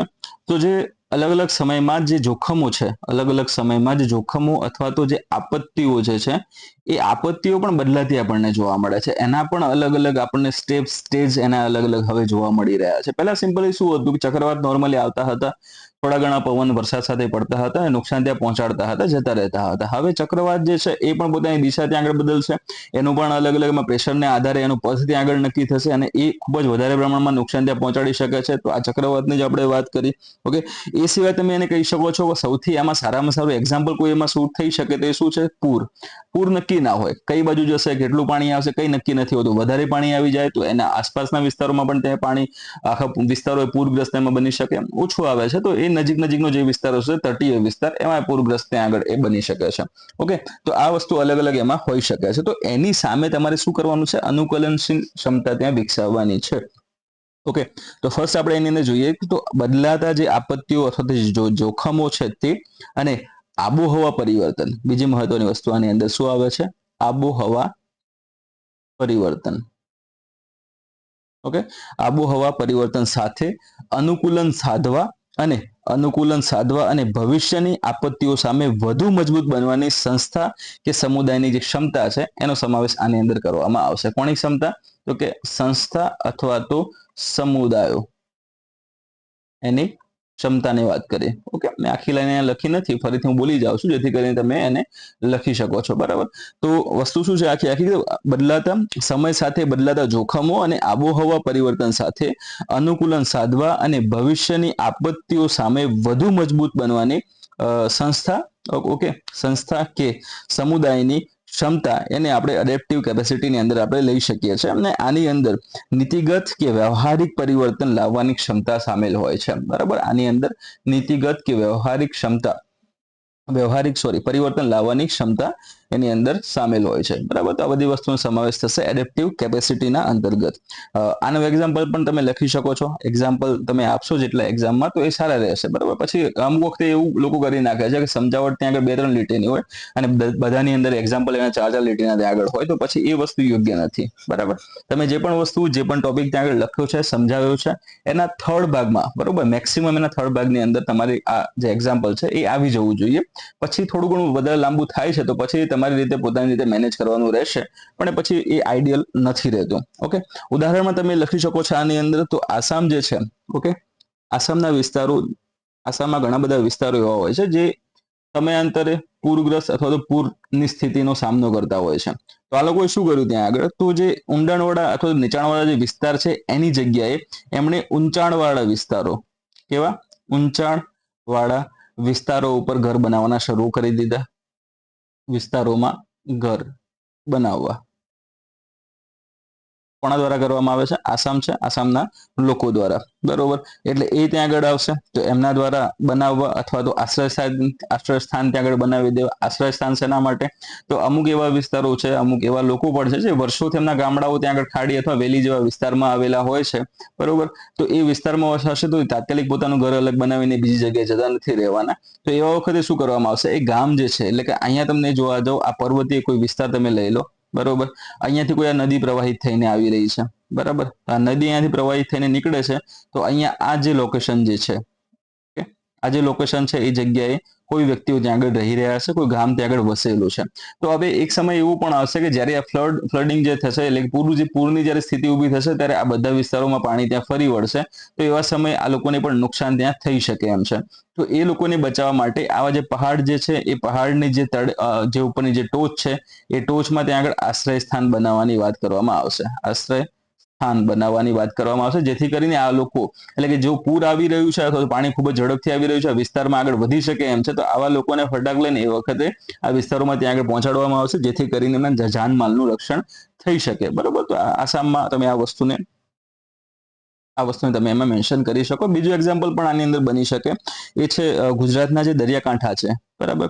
ગુજરાતના જે દરિયાકાંઠા છે એમાં તમને હમણાં આગળ વાત કરી હતી એ પ્રમાણે કે એ વધારે પડતા એવા ચક્રવાતગ્રસ્ત વિસ્તારોની અંતર્ગત એ આવે છે. અને એ સિવાય પણ તમે જોવા જાઓ, બીજી ઘણી બધી દરિયાઈ ત્યાં સમસ્યાઓ પણ એમાં ત્યાં આગળ હોઈ શકે છે. દરિયાઈ તોફાનોની સમસ્યાઓ પણ એમાં હોઈ શકે છે. તો એને બચવા માટે તમે મેંગ્રોવ્સ છે ત્યાં આગળ આવશે. શું આવશે? મેંગ્રોવ્સ આવે છે.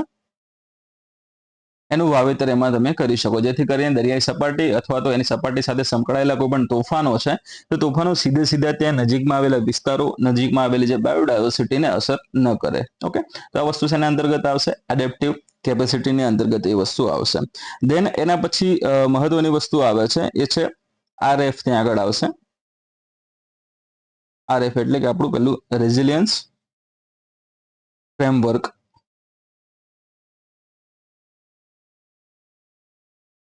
ફ્રેમવર્કના તત્વો. ઓકે,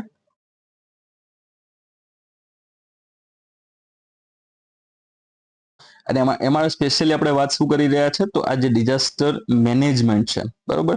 આ ડિઝાસ્ટર મેનેજમેન્ટની જે આખી જે સાયકલ જે છે, એટલે ડિઝાસ્ટર મેનેજમેન્ટના જે ચક્રના સંદર્ભમાં આપણે આની વાત કરશું. એટલે બીજી આડી અવડી વાત એમાં આવશે જ નહીં. ઓકે, તો રેઝિલિયન્સ ફ્રેમવર્કની આપણે વાત કરીએ, એના તત્વો તમે ત્યાં આગળ જોવા જાઓ, તો એની અંદર તમે ફર્સ્ટ વસ્તુ ત્યાં આગળ આવે છે એ શું છે? તો જે આપત્તિ સ્થિતિસ્થાપકતાની આપણે હમણાં વાત કરતા હતા, એટલે કે ડીઆર ની વાત કરતા હતા. તો આ ડીઆર જે ફ્રેમવર્ક છે, એ આપત્તિ વ્યવસ્થાપનના ચક્રના વિવિધ તબક્કાઓને શું કરે છે? એ એકીકૃત કરે છે. શું કરે છે? એકીકૃત કરતા આપણને જોવા મળે છે. ઓકે, કઈ રીતે એકીકૃત કરશે? તો ફર્સ્ટ એની અંદર આપણે જોઈ શકીએ છીએ એ મુજબ કે જોખમનું મૂલ્યાંકન ત્યાં આગળ આવશે. જે તે આપત્તિ છે, એ આપત્તિનું શું પહેલી વસ્તુ આવે છે? મૂલ્યાંકન આવશે, બરાબર. આપત્તિનું મૂલ્યાંકન અથવા તો જોખમનું મૂલ્યાંકન તમે એને કહી શકો છો. આની અંદર તમે રિસ્ક એસેસમેન્ટ એ શબ્દ પણ તમે વાપરી શકો છો, બરાબર. એટલે ફર્સ્ટ વસ્તુ શું છે? જોખમ છે, એ જોખમનું મૂલ્યાંકન અને એમાં ઘટાડો. ઓકે, જેને તમે ઇંગ્લિશમાં મિટિગેશન કહી શકો. તો ફર્સ્ટ તમારે શું કરવાનું છે? જોખમનું મૂલ્યાંકન, અને બીજી મહત્વની વસ્તુ છે કે એમાં ઘટાડો કરવાનો છે. તો એની અંદર આપણે લખી શકીએ, તો આ તમે કઈ રીતે કરી શકશો? આ મૂલ્યાંકનને ઘટાડો કરવા માટે તમે કયા સ્ટેપ આમાં ફોલો કરી શકો? તો ફર્સ્ટ એની અંદર આવી શકે જીઆઈએસ. તો આવી શકે છે જીઆઈએસ ત્યાં આગળ આવી જશે. ઓકે, જીઓગ્રાફિકલ જે ઇન્ફોર્મેશન સિસ્ટમની ત્યાં આગળ વાત કરવામાં આવે છે, એની વાત ત્યાં કરીશું આપણે, બરોબર. ભૌગોલિક માહિતી પ્રણાલી તરીકે એને ઓળખીએ છીએ, એ આવશે. પછી બીજું આવે છે મહત્વની વસ્તુ, એ છે HM. જેને હેઝાર્ડ મેપિંગ તરીકે ઓળખવામાં આવે છે. જે પણ આ જે હેઝાર્ડ અથવા તો જે કોઈ પણ આપત્તિ આવી છે, જે પણ ત્યાં આગળ આપણનું નુકસાન જે થયું છે, બરોબર, તો એના મેપિંગની ત્યાં ચર્ચા કરવામાં આવશે. એના આધારે આપણને માહિતી મળી શકે સારી એવી. ઓકે, પછી જે તે વિસ્તારો છે, સંવેદનશીલ વિસ્તારો છે, એના ત્યાં આગળ એનાલિસિસ તમારે કરવાનું રહેશે, એનું વિશ્લેષણ તમારે કરવાનું રહેશે. ઓકે, વિશ્લેષણ તમારે શું કરવાનું છે? તે વિસ્તારોની અંદર જે પણ જોખમો હોઈ શકે ત્યાં આગળ, જે પણ જોખમો ત્યાં આગળ હોઈ શકે, અથવા તો ત્યાં તમને કીધું એ પ્રમાણે અસહાયતા, નબળાઈઓની વાત કરી. ઓકે, તો એ વસ્તુ તમારે એના પર ધ્યાન દોરીને આના પર તમારે એમાં કામ કરવાનું રહેશે. તો આના એક્ઝામ્પલ સારા એવા કયા કયા છે? તો આ બધી વસ્તુ જેને સંકલિત કરીને આના ઉપર કામ કરતા હોય, જોખમનું મૂલ્યાંકન અથવા તો ઘટાડો. આને તમે સારી રીતે હું સમજાવવા માંગુ તો કઈ રીતે કહી શકું? તો કોઈ પણ જોખમ, કોઈ પણ આપત્તિ એવી આવી રહી છે, બરાબર, તો એ આપત્તિથી બચવા માટે આપણા પાસે એની ન્યૂઝ પહોંચે છે. તો એ ન્યૂઝ પહોંચવા માટે આ ત્રણ વસ્તુ સૌથી મહત્વની જવાબદાર છે. અને આના આધારે જે સંસ્થા કામ કરે છે, એ ત્યાં આગળ આ બધો જે રિપોર્ટ ત્યાંથી મળે છે એનું એનાલિસિસ કરશે. એનાલિસિસ કર્યા બાદ એ એક રિપોર્ટ તે તૈયાર કરે છે. રિપોર્ટ ત્યાં આગળ પછી સરકારને જણાવશે, અને સરકાર પછી વિવિધ પ્રસારણના માધ્યમો દ્વારા પબ્લિકને ત્યાં જણાવે છે કે ભાઈ કોઈ પણ એવું આપત્તિ આવી રહી છે, તમારે એનાથી બચવાનું છે. સરકાર એના માટે આ પગલાં લઈ રહી છે, અને તમારે પણ આ વસ્તુનું ખાસ ધ્યાન રાખવાનું છે. બરોબર, તો એની અંદર તમે કહી શકો છો આઈએમડી બહુ સારું એવું કામ કરે છે. એમાં શું? આઈએમડી. ઓકે, ભારતીય હવામાન વિભાગની વાત કરીએ તો જે ભારતીય હવામાન વિભાગ છે, તે એના દ્વારા ચક્રવાત સંબંધિત જે અથવા તો એના સંભવિત જે વિસ્તારો છે, એ વિસ્તારોનું સતત શું કરે છે? એ નિરીક્ષણ કરે છે. એ વિસ્તારોનું શું કરશે? સતત એ નિરીક્ષણ કરે છે, અને એનું મેપિંગ કરતા આપણને જોવા મળે છે. એટલે અહીંયા તમે એક્ઝામ્પલમાં લખી શકો છો આઈએમડી. હવે આ વાત આપણે શું કરી? જોખમનું મૂલ્યાંકન વિશે વાત કરી. ઘટાડાની વાત કરીએ, મિટિગેશનની અંદર શું શું આવી શકે છે? તો મિટિગેશન એટલે કે જે જોખમની જે અસરો જે છે, એ અસરોને ઘટાડવા માટે લાંબા ગાળાના તમારે પગલાં લેવાના રહેશે. પહેલી વસ્તુ, લાંબા ગાળાના પગલાં લેવાના રહેશે. આની અંદર જે પગલાઓ કેવા હોઈ શકે? તો પહેલું તો કયા કયા? એમાં માળખાગત પગલાઓ હોઈ શકે. પહેલા કેવા? માળખાગત પગલાઓ હોઈ શકે છે. તો એની અંદર શું શું હોઈ શકે?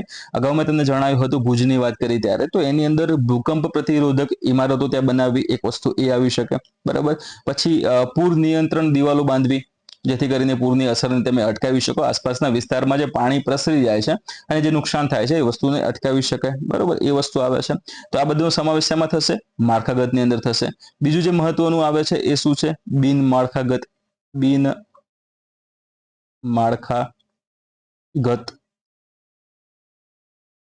આની અંદર શું શું હોઈ શકે? તો આની અંદર આપણને જોવા મળશે એ પ્રમાણે કે જે જમીન જે છે, એ જમીનનો અલગ અલગ ઉપયોગ કરીને શું કહેવાય, ઝોન વાઇઝ એને ત્યાં આગળ વહેંચી દેવા. બરોબર, એટલે ઝોનિંગની પ્રક્રિયા ત્યાં આગળ આવી શકે. બીજી જે મહત્વની વસ્તુ આવે છે, બિલ્ડિંગ કોડ ત્યાં ફોલો કરવામાં આવે. અલગ અલગ વીમાની યોજનાઓ જે છે, બરોબર, તો આ બધા પગલાંનો સમાવેશ શેમાં થશે? બિન માળખાગત પગલાઓની અંદર એનો સમાવેશ થશે. અને આનું સારું એક્ઝામ્પલ તમને એનબીસી જોવા મળે છે. શું છે? એનબીસી તમને જોવા મળશે. એનબીસી એટલે શું? તો કે નેશનલ બિલ્ડિંગ કોડ જે છે, જે 2016 થી એનું પાલન કરવામાં આવે છે ને ગુજરાતમાં સુનામી સામે રક્ષણ આપવા માટે. ઓકે, આ પહેલી વસ્તુ વાત કરી એનબીસી ની. બરોબર, 2016 થી આનું પાલન કરવામાં આવે છે. અને ગુજરાતની અંદર વાત કરીએ તો ગુજરાતમાં સુનામી સામે રક્ષણ મેળવવા માટે જે મેંગ્રુવ જે છે, મેંગ્રુવનું વાવેતર, એનો સમાવેશ આની અંદર કરવામાં આવશે. ઘટાડો એટલે અથવા તો મિટિગેશનની અંતર્ગત, જેથી કરીને આજે કોઈ પણ અસરો જો આગળ જતા આવનારા સમયમાં સુનામી જેવી પરિસ્થિતિ ઊભી થાય, તો આ જે મેંગ્રુવના જે જંગલો છે, એ એની આખી એની જે ક્ષમતા છે, આપણે એને કહી શકીએ કે એની જે તીવ્રતા છે, એ તીવ્રતાને ઘટાડવામાં સક્ષમ ત્યાં બની શકે છે. બરાબર, તો આ વસ્તુ તમારે ખાસ એમાં ધ્યાનમાં લેવાની છે. સેકન્ડ વસ્તુ જે આવે છે એ છે એની તૈયારી. ઓકે, હમણાં આપણે વાત કરી હતી એ મુજબ સેકન્ડ શું આવશે? અહીં આગળ તૈયારી જોવા મળે છે. ઓકે, નેક્સ્ટ પેજ ઉપર આપણે લઈ લઈએ અને સારી રીતે, એટલે વાંધો આવે નહીં.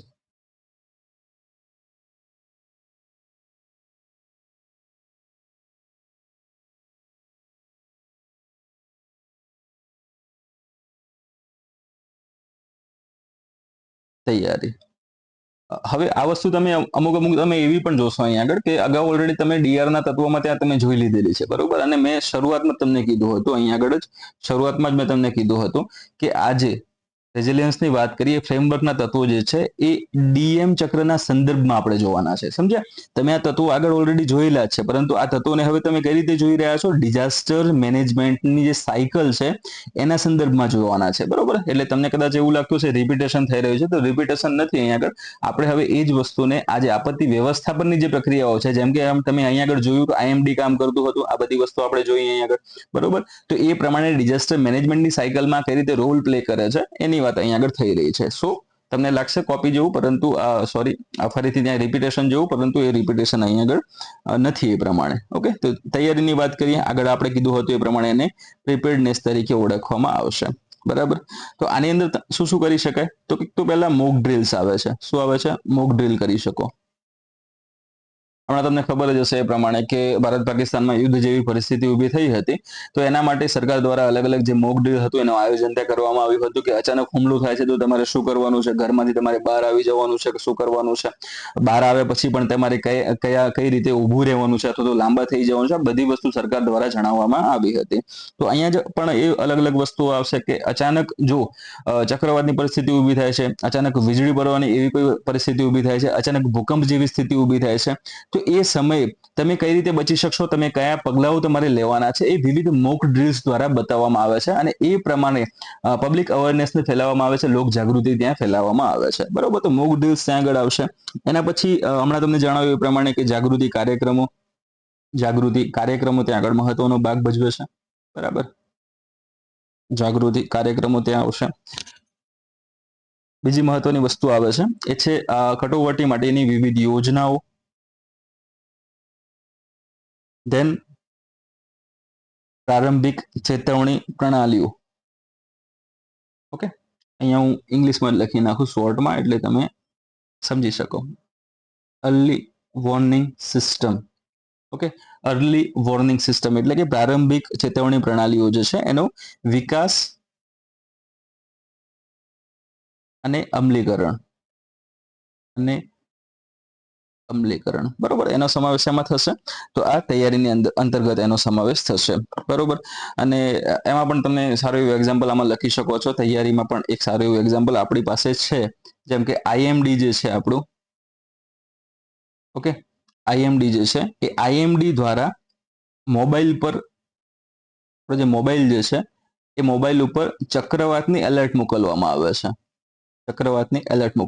છે. એ સિવાય વરસાદ જે હશે તો વરસાદ કયા વિસ્તારમાં કેટલી ઝડપે પવન ફૂંકાશે આ બધી વસ્તુની પણ એલર્ટ મોબાઈલમાં મોકલવામાં આવે છે. ઓકે, પછી આપદા મિત્ર કરીને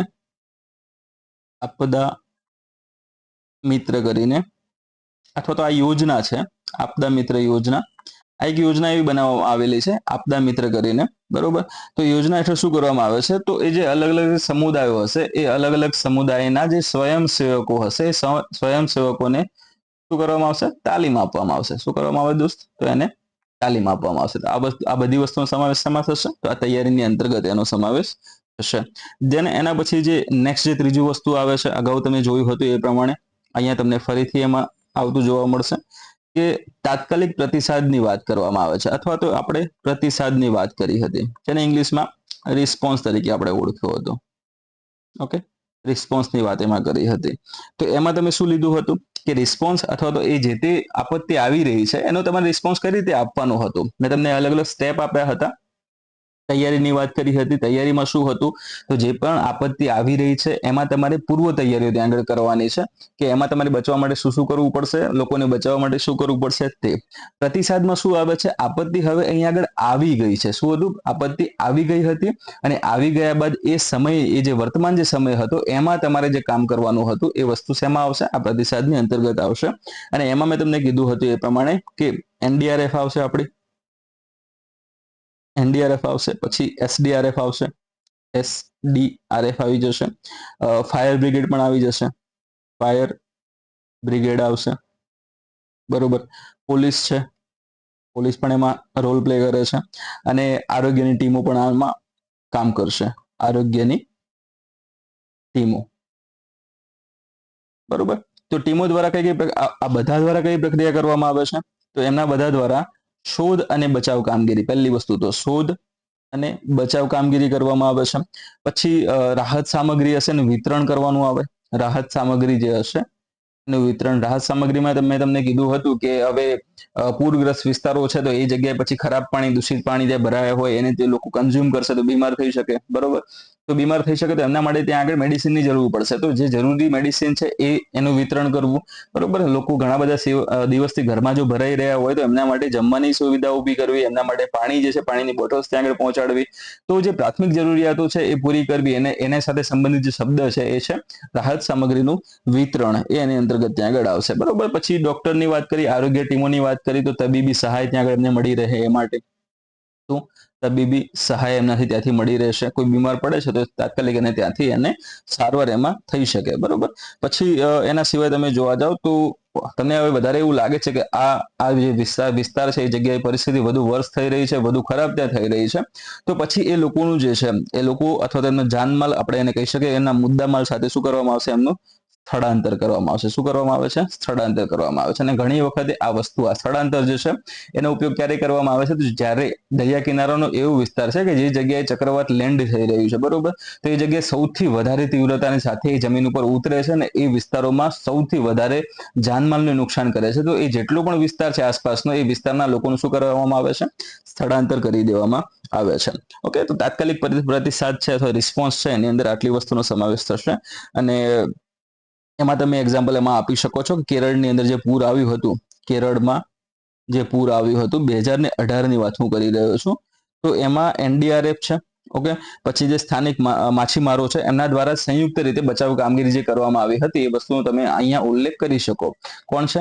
એનડીઆરએફ આવે છે અને પછી સ્થાનિક માછીમારોની પણ વાત થઈ રહી છે. તો આ બંને દ્વારા, બંને ભેગા થઈને ત્યાં આગળ સંયુક્ત રીતે જે બચાવ કામગીરી કરી હતી એ બહુ ખૂબ સારી એવી કાબિલે તારીફ હતી આપણે, એટલે અહીંયા આગળ એનો ઉલ્લેખ એમાં કરી શકીએ. અને લાસ્ટમાં તમને જે એક્ઝામ્પલ જોવા મળ્યું હતું આગળ, જે ડીઆરના જે તત્વો હતા એની અંદર પુનઃસ્થાપનની આપણે વાત કરી હતી. પુનઃસ્થાપનની આપણે વાત કરી હતી અને પુનર્વસન તમે કીધું એમાં, પુનર્વસન, ઓકે. આ બે વસ્તુ, પુનઃસ્થાપન અને પુનર્વસન ત્યાં આગળ. એટલે એક તો રિકવરી અને બીજું તમે કહી શકો પુનર્વસનમાં રિહેબિલિટેશન, ઓકે. તો ફર્સ્ટ આની અંદર જે મહત્વની વસ્તુ આવે છે એ છે બીબીબી આવશે. એનો મતલબ શું છે?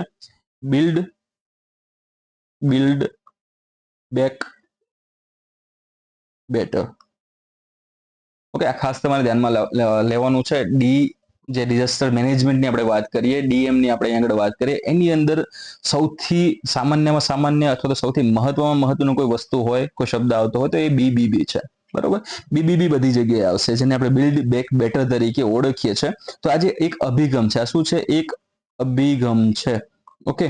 તો એમાં શું આવે છે કે ફક્ત ને ફક્ત આપણે નુકસાનગ્રસ્ત જે પણ માળખું છે, બરોબર, એ નુકસાનગ્રસ્ત જે પણ માળખું છે એ માળખાને પુનઃસ્થાપિત કરવાના બદલે એમને વધુ સારી રીતે, બરોબર, વધુ સારી રીતે અને વધુ સુરક્ષિત રીતે શું કરવાનું છે? હવે આપણે એને બાંધવાનું છે, બરોબર. એટલે અહીંયા તમારે નેક્સ્ટ શું ધ્યાનમાં રાખવાનું છે? વધારે એની સેફટીને ધ્યાનમાં લઈને એ જે પણ માળખું હતું જે પહેલા નષ્ટ થઈ ચૂક્યું છે તો ફરીથી તમે એને બનાવી રહ્યા છો, તો અગાઉ જે આપણે અનુભવ થયો છે એ અનુભવના આધારે જે આપણું નુકસાન થયું છે તે નુકસાન ફરીથી ન થાય એટલે વધારે સારી રીતે, વધારે સારી એવી ક્ષમતાઓનો યુઝ કરીને અહીંયા આગળ નવું માળખું ઊભું કરવાનું છે. તો એ વસ્તુનો સમાવેશ અહીંયા આગળ આની અંદર થશે પુનઃસ્થાપનની અંતર્ગત, બરોબર. એમાં પણ તમે ઓડિશાનું એક્ઝામ્પલ એમાં લઈ શકો છો. ઓડિશામાં જે 1999માં જે સુપર સાયક્લોન આવ્યું હતું, બરોબર, એના પછી જે અલગ અલગ જે વિસ્તારો હતા એમાં આશ્રય સ્થાનોનું નિર્માણ કરવામાં આવ્યું હતું. શેનું નિર્માણ કરવામાં આવ્યું હતું? તો કે આશ્રય સ્થાનો જે છે એનું નિર્માણ કરવામાં આવ્યું હતું.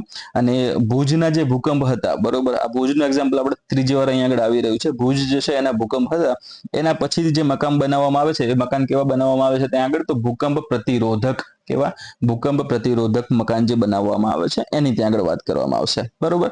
પછી જે બીજી વસ્તુ પુનર્વસનની ત્યાં આગળ વાત કરી છે એમાં શું આવશે? તો લાંબા ગાળાના જે આવાસ જે છે, લાંબા ગાળાના જે આવાસ માટેના જે પુનર્વસન છે એની ત્યાં આગળ ચર્ચા કરવામાં આવશે.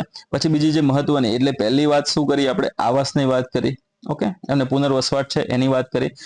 પછી બીજી મહત્વની વસ્તુ આવે છે એ છે આજીવિકા પુનઃસ્થાપન. શું આવે છે? આજીવિકા પુનઃસ્થાપન, એટલે કે જે એમની રોજીરોટી હતી જેમાંથી ચાલતી હતી અલગ અલગ જે પ્રક્રિયાઓ કરતા હતા, જેમ કે તમે આગળ લઈ શકો કે કદાચ દરિયાની અંદર ખૂબ જ મોટા એવા ત્યાં આગળ દરિયાઈ તોફાનો ઉભા થયા છે અને જે માછીમારોની જે બોટ દરિયા કિનારે લાંગરેલી હતી, તો એ તોફાનોના કારણોસર બોટને નુકસાન પહોંચ્યું અથવા તો બોટ ઘણી બધી તૂટી પણ જાય છે, બરોબર. તો એ આજીવિકાને નુકસાન થયું આપણે એમ કહી શકીએ. તો સરકાર એના માટે પણ અલગ અલગ એમાં સ્ટેપ્સ ત્યાં લે છે, એટલે એ વસ્તુનો સમાવેશ અહીંયા આગળ આવશે.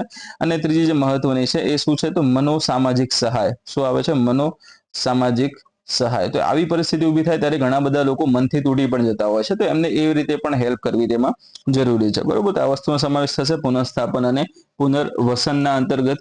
ઓકે, એના પછી જે નેક્સ્ટ જે તત્વ આવે છે એ શું છે? તો નીતિગત અને સંસ્થાકીય જે મજબૂતીકરણ છે એ પણ આવશે. અહીંયા તમે એને લખી શકો છો એ પ્રમાણે. તો નીતિગત અને સંસ્થાકીય મજબૂતીકરણ. ઓકે,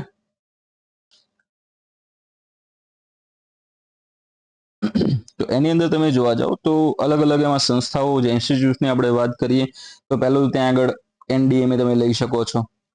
એનડીએમએ આવશે, નેશનલ ડિઝાસ્ટર મેનેજમેન્ટ ઓથોરિટી તરીકે આપણે જેને ઓળખીએ છીએ. દેન એના પછી સ્ટેટની પોતાની છે એ છે એસડીએમએ. ઓકે, દેન ડિસ્ટ્રિક્ટની પોતાની હોય છે એ છે ડીડીએમએ,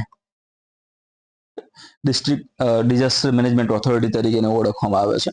અને એના પછી પણ તમે જોવા જાઓ આના અંતર્ગત આના નીચે પણ તમે જોવા જાઓ તો સ્થાનિક સ્વરાજ્યની જે સંસ્થાઓ જે છે, સ્થાનિક સ્વરાજ્યની સંસ્થાઓ, સ્વરાજ્યની જે સંસ્થાઓ છે એ સંસ્થાઓની ભૂમિકા, એમની પણ ભૂમિકા આની અંદર રહેલી છે. આજે વિવિધ જે આપત્તિઓ આવે છે તેની સામે લડવા સામે એમાં અલગ અલગ જે સ્ટેપ લેવાના છે એમાં આ સંસ્થાઓ પણ કામ કરતી હોય છે. એટલે તમે જોઈ શકો છો એ પ્રમાણે કે સેન્ટ્રલ લેવલથી એટલે કે નેશનલ લેવલથી લઈને તમારા બ્લોક સુધી તમારો જે વિસ્તાર છે જે તમારા સ્થાનિક સ્વરાજ્યની સંસ્થાઓ એટલે તમારી પંચાયત પણ એમાં આવી જશે, તાલુકા પંચાયતો પણ એમાં આવી જશે. તો આ બધી વસ્તુઓ શેમાં શેને અંતર્ગત આવશે? તો નીતિગત અને સંસ્થાકીય જે માળખું જે છે એના મજબૂતીકરણ અંતર્ગત ત્યાં આગળ એ રહેશે. તો આમાં તમે જોવા જશો એનડીએમએ ની વાત કરીએ આપણે તો એમાં સ્પષ્ટ આપણને ખબર છે એ પ્રમાણે કે ડિઝાસ્ટર મેનેજમેન્ટ એક્ટ જે 2005માં આવ્યો હતો. ઓકે, એ છે. પછી નેશનલ ડિઝાસ્ટર મેનેજમેન્ટ પોલિસી છે એટલે કે 2009માં આવી હતી, બરાબર. તો આવી બધી નીતિઓ દ્વારા જે અલગ અલગ જે કાયદાઓ છે એ કાયદાઓનું શું કરવામાં આવે છે? અસરકારક અમલ કરવામાં આવે છે. શું કરવામાં આવે છે? અસરકારક એનો અમલ કરવામાં આવે છે. આ તો કેવું થાય પછી કે ગોવાળીઓ ના હોય અને પછી ધણ જે છૂટું ત્યાં આગળ જતું હોય તો પછી એનો ધણનો કોઈ રણધણી ના હોય, સમજે. એ ગાયો ભેંસો ગમે તે ત્યાં આગળ ઘૂસી શકે છે, ગમે તે જગ્યાએ ચરી શકે છે, બરોબર. પરંતુ જો ગોવાળ હોય જો તો એને સરખી રીતે એક જગ્યાએ બીજી જગ્યાએ એક માર્ગી એટલે કે જે સુનિશ્ચિત પથ ઉપર લઈ જઈ શકે છે, પાછા લાવી શકે છે અને જે પ્રક્રિયાઓ કરાવવાની છે કરાવી શકે છે. એટલા માટે આવી બધી સંસ્થાઓ હોવી જરૂરી છે અને એમનું મજબૂતીકરણ થવું, સ્ટ્રેથનિંગ થવું જરૂરી આની અંદર છે, બરાબર. નેક્સ્ટ ત્યાં આગળ આવે છે એ છે સમુદાયની પણ કામગીરી એમાં જવાબદાર ત્યાં બની શકે છે. સમુદાયો પણ એમાં સારું એવું ત્યાં આગળ હેલ્પ કરી શકે છે. ઓકે, જેને CBDRR તરીકે ઓળખવામાં આવે છે, સમુદાય આધારિત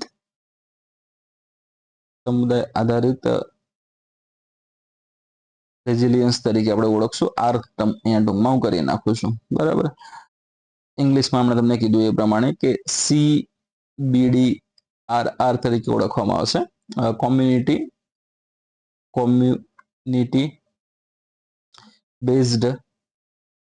community based disaster risk reduction. Okay, એનું પૂરું નામ છે CBDRR નું. તો આની અંદર કોમ્યુનિટી અથવા સ્થાનિક લોકો કઈ રીતે ભાગ ભજવી શકશે? તો સ્થાનિક લોકોની આપત્તિ વ્યવસ્થાપનમાં સીધી સહભાગિતા કેવી આવશે? સીધી સહભાગિતાની અંદર આવશે. ડાયરેક્ટલી પોતાનો રોલ પ્લે કરી શકશે, બરોબર. અને બીજી મહત્વની વસ્તુ જે છે નથી કરી શકતા તો એનું તમારે શું કરવાનું છે? ક્ષમતા નિર્માણ કરવાની છે. શું કરવાની છે? ક્ષમતા નિર્માણની વાત એની અંદર આવશે.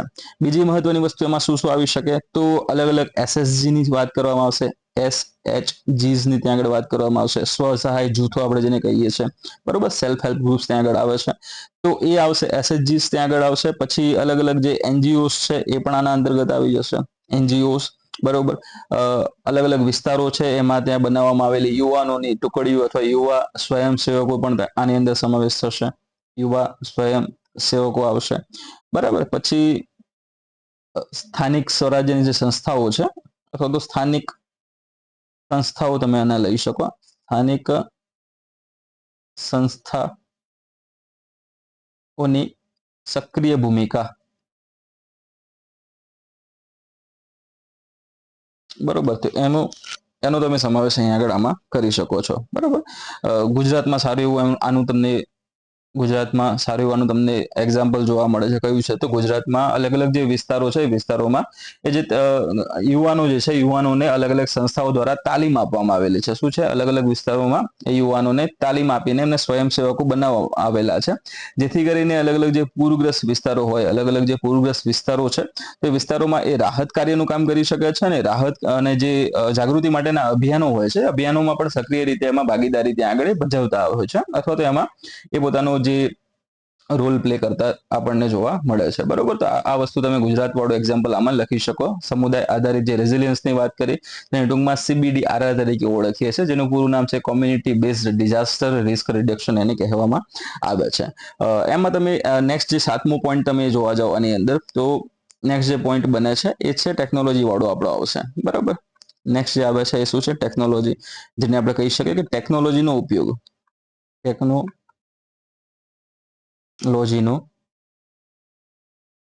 ઉપયોગ આ પણ એક મહત્વની વસ્તુ એની અંદર આવશે. બરોબર.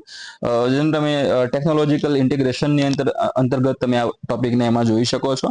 તો એમાં કઈ કઈ વસ્તુ આવે? તો પહેલી આવશે અર્લી વોર્નિંગ સિસ્ટમ ત્યાં આગળ આવશે. ઓકે. અર્લી વોર્નિંગ સિસ્ટમ ત્યાં આગળ એમાં આવે છે. EWS ત્યાં આગળ આવશે. બરોબર. EWS આપણું ઇકોનોમિકલી વીકર સેક્શન એ નથી. અહીંયા આગળ EWS નો મતલબ થશે અર્લી વોર્નિંગ સિસ્ટમ ત્યાં આગળ એનો મતલબ બનશે. બરાબર.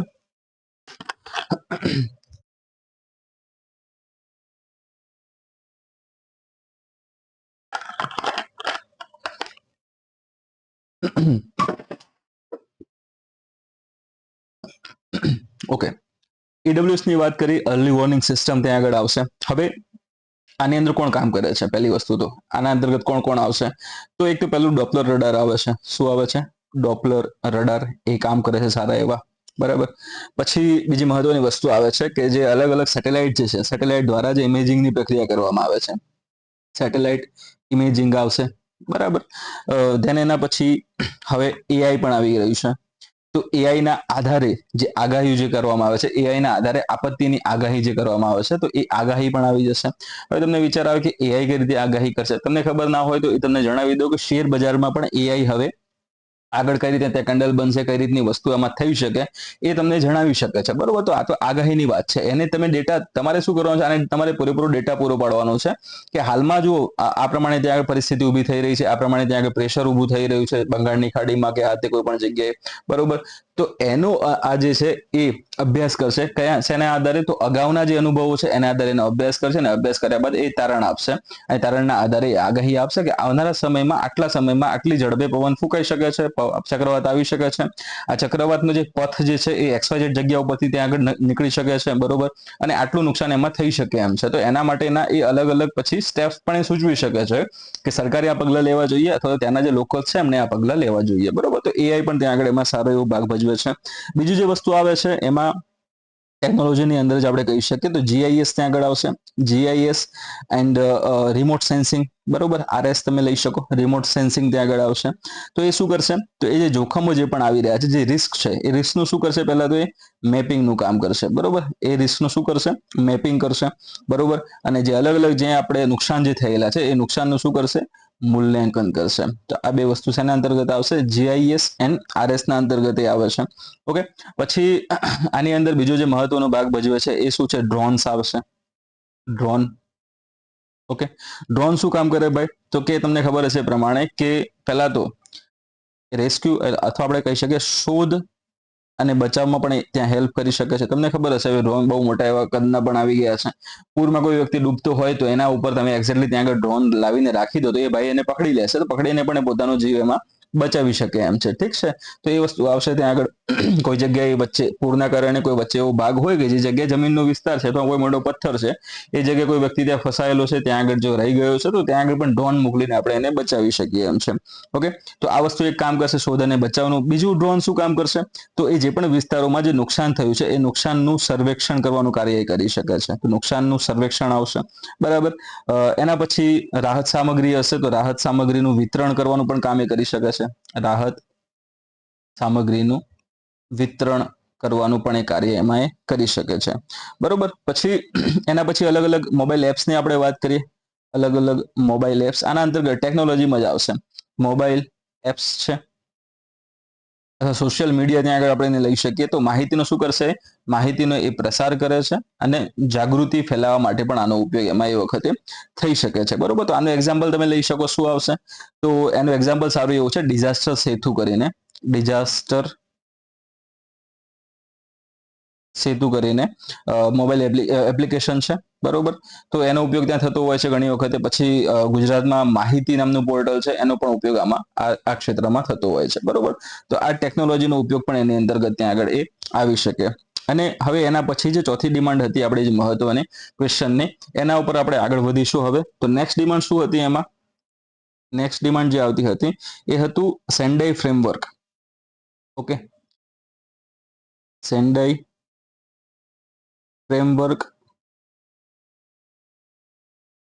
Framework for disaster risk reduction 2015 થી 30 સુધીની વાત આપણે આમાં કરશું. ઓકે, એમાં સ્પેશિયલી વાત અહીંયા અને એ લોકોની ડિમાન્ડ શું હતી ક્વેશ્ચનમાં, આપણને ડિમાન્ડ જોવા મળી હતી વૈશ્વિક લક્ષ્યાંકો વાળી. શું હતી, વૈશ્વિક લક્ષ્યાંકો સાથેની. અને એમાં આપણે સ્પેશિયલી શેમાં જોવાનું છે, તો ભારતીય સંદર્ભમાં જોવાનું છે. શું, ભારતીય સંદર્ભમાં. એટલે ઓલમોસ્ટ બધું આપણું વિઝન અહીંયાથી ક્લિયર થઈ જશે. શું, ભારતીય સંદર્ભમાં. ઓકે દોસ્ત, તો ફર્સ્ટ આપણે જોવા જઈએ ને તો સેન્ડાઈ ફ્રેમવર્કની પહેલા વાત કરશું કે છે શું આ સેન્ડાઈ ફ્રેમવર્ક શું છે એની વાત અહીં આગળ કરીએ આપણે પહેલા. તો આ છે ને સેન્ડાઈ ફ્રેમવર્ક એ આજે અલગ અલગ જે આપત્તિઓ હશે અથવા જે ડિઝાસ્ટર્સ જે છે, બરોબર, તેના જોખમને ઘટાડવા માટે. એટલે પહેલા તો શું છે, આપત્તિથી સંબંધિત અથવા તો એનાથી સંભવિત જે અલગ અલગ જે જોખમો છે, આપત્તિ જોખમો ઘટાડવા, જેને આપણે ટૂંકમાં DRR પણ કહી શકીએ, ઇંગ્લિશમાં એનું શોર્ટ છે DRR, માટેની ઘટાડવા માટેની એક વ્યાપક બ્લુપ્રિન્ટ છે. શું છે, વ્યાપક બ્લુપ્રિન્ટ છે, જે રાજ્યોને આપત્તિના અલગ અલગ જે જોખમો અને નુકસાનને નોંધપાત્ર રીતે ઘટાડવા માટે માર્ગદર્શન આપે છે. શું, માર્ગદર્શન આપે. સમજી ગયા સેન્ડાઈ ફ્રેમવર્ક શું છે? ઓકે, તો સેન્ડાઈ ફ્રેમવર્ક આ સાથે સંબંધિત છે. એટલે શું કરશે ત્યાં આગળ, તો આપત્તિના જે જોખમો છે એને ઘટાડવા, એટલે કે DRR જે છે, DRR માટેની એક વ્યાપક બ્લુપ્રિન્ટ છે, જે રાજ્યો ટૂંકમાં અહીંયા તમે દેશને લઈ શકો છો. શું, દેશોને પણ લઈ શકો છો. સ્ટેટ્સ ત્યાં આગળ ઇંગ્લિશ શબ્દ યુઝ કર્યો એટલે એનું પછી ટ્રાન્સલેટ અહીંયા આગળ રાજ્યો થઈ જાય ત્યાં આગળ, બરોબર. તો અહીંયા જે રાજ્યોની વાત કરી છે, તો દેશોને એ આપત્તિના જે અલગ અલગ જે જોખમો છે, નુકસાન છે, એને નોંધપાત્ર રીતે ઘટાડવા માટે માર્ગદર્શન આપતું છે. અને એ માટેની આ બ્લુપ્રિન્ટ છે, જેને સેન્ડાઈ ફ્રેમવર્ક તરીકે ઓળખવામાં આવે છે. ઓકે, તો આ જે ટોપિક આપણો હતો Sendai framework for disaster risk reduction, એ સંપૂર્ણપણે ત્યાં આગળ સાબિત થતો જોવા મળે છે. હવે આની અંદર જે મહત્વની વસ્તુ આવે છે એ શું છે, તો એ જે મહત્વની વસ્તુ છે એ છે આના જે મહત્વના સ્તંભો છે. શું છે, મહત્વના એના સ્તંભ છે, બરોબર. એટલે કે સેન્ડાઈ ફ્રેમવર્ક જે છે, સેન્ડાઈ ફ્રેમવર્ક મેં ટૂંકમાં લખ્યું છે અહીંયા આગળ, બરોબર. સેન્ડાઈ ફ્રેમવર્કના જે મહત્વના આપણને 4 સ્તંભ જોવા મળે છે. કેટલા? 4 સ્તંભ જોવા મળશે. ઓકે, અથવા તમે એને કહી શકો છો પ્રાયોરિટી ફોર એક્શન તરીકે પણ આને ઓળખી શકો છો. શું? Priority for action. Priorities for action તરીકે પણ આ ટોપિકને તમે લઈ શકો છો, અને આ હેડિંગ પણ તમે આપી શકો છો. બરોબર, તો તમને આમાં ફર્સ્ટ જોવા મળશે. આપણે ફર્સ્ટથી જ આપણે શરૂઆત કરશું સારી એવી રીતે. એની ફર્સ્ટ તમને આમાં જોવા મળે છે ચાર સ્તંભોમાં, કે પહેલા તો શું છે કે જોખમ જે હશે ને એ જોખમને સમજવાનું છે. શું આવે છે? જોખમને સમજવું. જોખમને સમજવું પહેલી વસ્તુ આ આવશે. બરોબર, ઇંગ્લિશમાં તમે એને કહી શકો કે understanding disaster risk. Understanding disaster risk. Okay, આ વસ્તુ ત્યાં આગળ આવશે.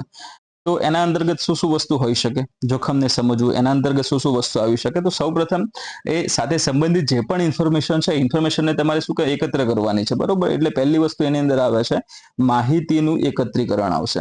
ઓકે, માહિતીનું એકત્રીકરણ આના અંતર્ગત ફર્સ્ટ આવશે. બરાબર, પછી જે પણ માહિતી મળી છે એને તમારે શું કરવાનું છે? એનું વિશ્લેષણ કરવાનું છે, એનું એનાલિસિસ કરવાની છે. બરોબર, એટલે કે વિશ્લેષણ અને પછીની જે પ્રક્રિયા છે પ્રસાર દ્વારા, વિશ્લેષણ અને પ્રસાર દ્વારા એ જે પણ ઘટના છે, જે પણ જોખમ છે, એ જોખમનું તમારે ડીપ નોલેજ ત્યાં આગળ મેળવવાનું છે. બરોબર, એ ટૂંકમાં કહી શકો આના વિશે શું જ્ઞાન મેળવવું, એમ આપણે કહી શકીએ, અથવા તો ઊંડું એવું જ્ઞાન મેળવવું, એ પણ શબ્દ ત્યાં આગળ યથાર્થ જ છે. ઓકે, જેમ કે આનું એક્ઝામ્પલ તમે લઈ શકો. એક્ઝામ્પલ ત્યાં આગળ એનડીએમએ જે છે, એનડીએમએ જે છે, તો એના દ્વારા, એનડીએમએ દ્વારા જે રાષ્ટ્રીય ડિઝાસ્ટર એટલે કે નેશનલ ડિઝાસ્ટર ઇન્વેન્ટરી ત્યાં આગળ જોવા મળે છે, તેનું એને નિર્માણ કરેલું છે. બરોબર, નેશનલ ડિઝાસ્ટર જે ઇન્વેન્ટરી છે, બરોબર, એનું નિર્માણ કરવામાં આવ્યું છે. કોના દ્વારા? તો એનડીએમએ દ્વારા. એ આના અંતર્ગત આવશે. શું? તો એ જોખમને સમજવું, એના ઉપર ત્યાં કઈ રીતે કામ કરવું અને કઈ રીતે પહોંચી વળવું, આ બધી પ્રક્રિયા શેના અંતર્ગત આવશે? તો આ ફર્સ્ટ સ્ટેપના અંતર્ગત ત્યાં આગળ એ આવશે. સેકન્ડ સ્ટેપ એની અંદર તમને પછી જોવા મળશે. નેક્સ્ટ ત્યાં આગળ શું આવશે? તો નેક્સ્ટ તમને જોવા મળે છે અહીંયા આગળ એ છે સેકન્ડ જોવા મળે છે, એ છે જોખમના સંચાલન માટે. જે રિસ્ક છે અલગ અલગ, એ જોખમો અથવા તો જોખમોના સંચાલન માટે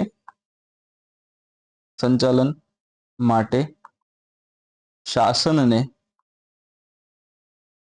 મજબૂત બનાવવું. આ વસ્તુ ત્યાં આગળ નેક્સ્ટ એમાં આવી શકે. બરોબર, જોખમોનું સંચાલન માટે શાસનને મજબૂત બનાવવું. ઇંગ્લિશમાં તમે આને કહી શકો કે strengthening disaster risk governance to manage disaster risk. બરોબર, આખું લાંબુ નથી લખતું, શોર્ટમાં લખી નાખ્યું છે. બરોબર, તો શું આવશે એમાં? સ્ટ્રેથનિંગ આવશે. Strengthening disaster risk governance to manage disaster risk. અહીંયા આગળ એનું પૂરું ત્યાં આગળ ફૂલ નેમ ત્યાં આગળ એનું બનશે. એ કામ શું કરશે ત્યાં આગળ? તો મજબૂત જે કાયદાકીય પાસાઓ જે છે, બરોબર, મજબૂત પહેલી વસ્તુ આવે છે કે કાયદાકીય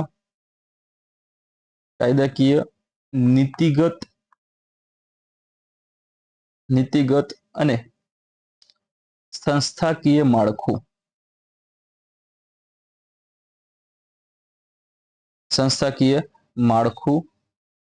સ્થાપિત કરવું.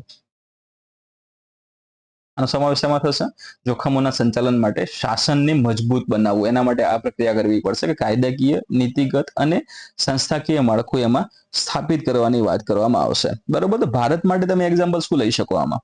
ભારતમાં આવા કોઈ માળખાઓ ખરા સ્થાપિત ભારતે કોઈ કરેલા છે? તો કે હા, કરેલા છે. ડિઝાસ્ટર મેનેજમેન્ટ એક્ટની વાત કરીએ. બરોબર, ડિઝાસ્ટર મેનેજમેન્ટ એક્ટ તમને જોવા મળે છે 2005 નો. બરોબર, 2005 નો ડિઝાસ્ટર મેનેજમેન્ટ એક્ટ જોવા મળશે. એનડીએમએ તમને જોવા મળે છે, એનડીએમએ છે, એસડીએમએ છે, પછી ડીડીએમએ ની પણ વાત કરી હતી, ડીડીએમએ ડિસ્ટ્રિક્ટ વાળું. બરોબર, તો આ બધા શું કરવાનું છે? એનું ગઠન કરવાનું છે અથવા તો નિર્માણ કરવાનું છે. ગઠન શબ્દ અહીં આગળ યુઝ કરું છું. બરોબર, તો એને બનાવવું અથવા તો એની સ્થાપના કરવી તમે એને કહી શકો છો. તો આ વસ્તુ આપણે શેના સંદર્ભમાં જોયા? તો કે ભારતના સંદર્ભમાં જોયા. એનો જે નેશનલ જે ડિઝાસ્ટર મેનેજમેન્ટ એક્ટ જે છે ભારતનો 2005 વાળો, એના અંતર્ગત જોયા કે એનડીએમએ છે, એસડીએમએ છે, ડીડીએમએ છે. પછી એમાં તમે પછી વધારે અંદર જવું હોય તો તમે અલગ અલગ જે એની જે સ્વાયત્ત સંસ્થાઓ છે, એની જે લોકલ અથવા સ્થાનિક જે સંસ્થાઓ છે એનો પણ તમે સમાવેશ એમાં કરી શકો છો, બરોબર. તો સેકન્ડ સ્ટેપ ત્યાં આગળ એ રહી શકે. એમાં થર્ડ સ્ટેપ તમે હવે આમાં જોવા જાઓ, થર્ડ સ્ટેપની વાત કરીએ. એક મિનિટ.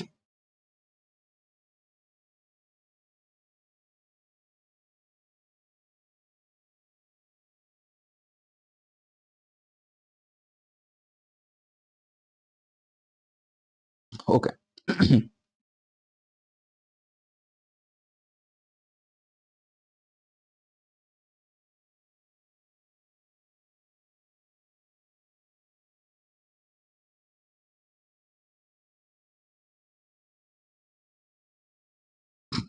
ઓકે, થર્ડની આપણે વાત કરતા હતા. તો એમાં શું આવે છે, તો આજે સ્થિતિસ્થાપકતા, ચલો રેઝિલિયન્સ આપણે બહુ શબ્દ ત્યાં આગળ યુઝ કર્યો. ગુજરાતીમાં એને સ્થિતિસ્થાપકતા પણ તમે એને કહી શકો છો, બરોબર. શોર્ટમાં તમે એને આપણે રેઝિલિયન્સનો આર તરીકે ઓળખ્યો હતો, બરોબર.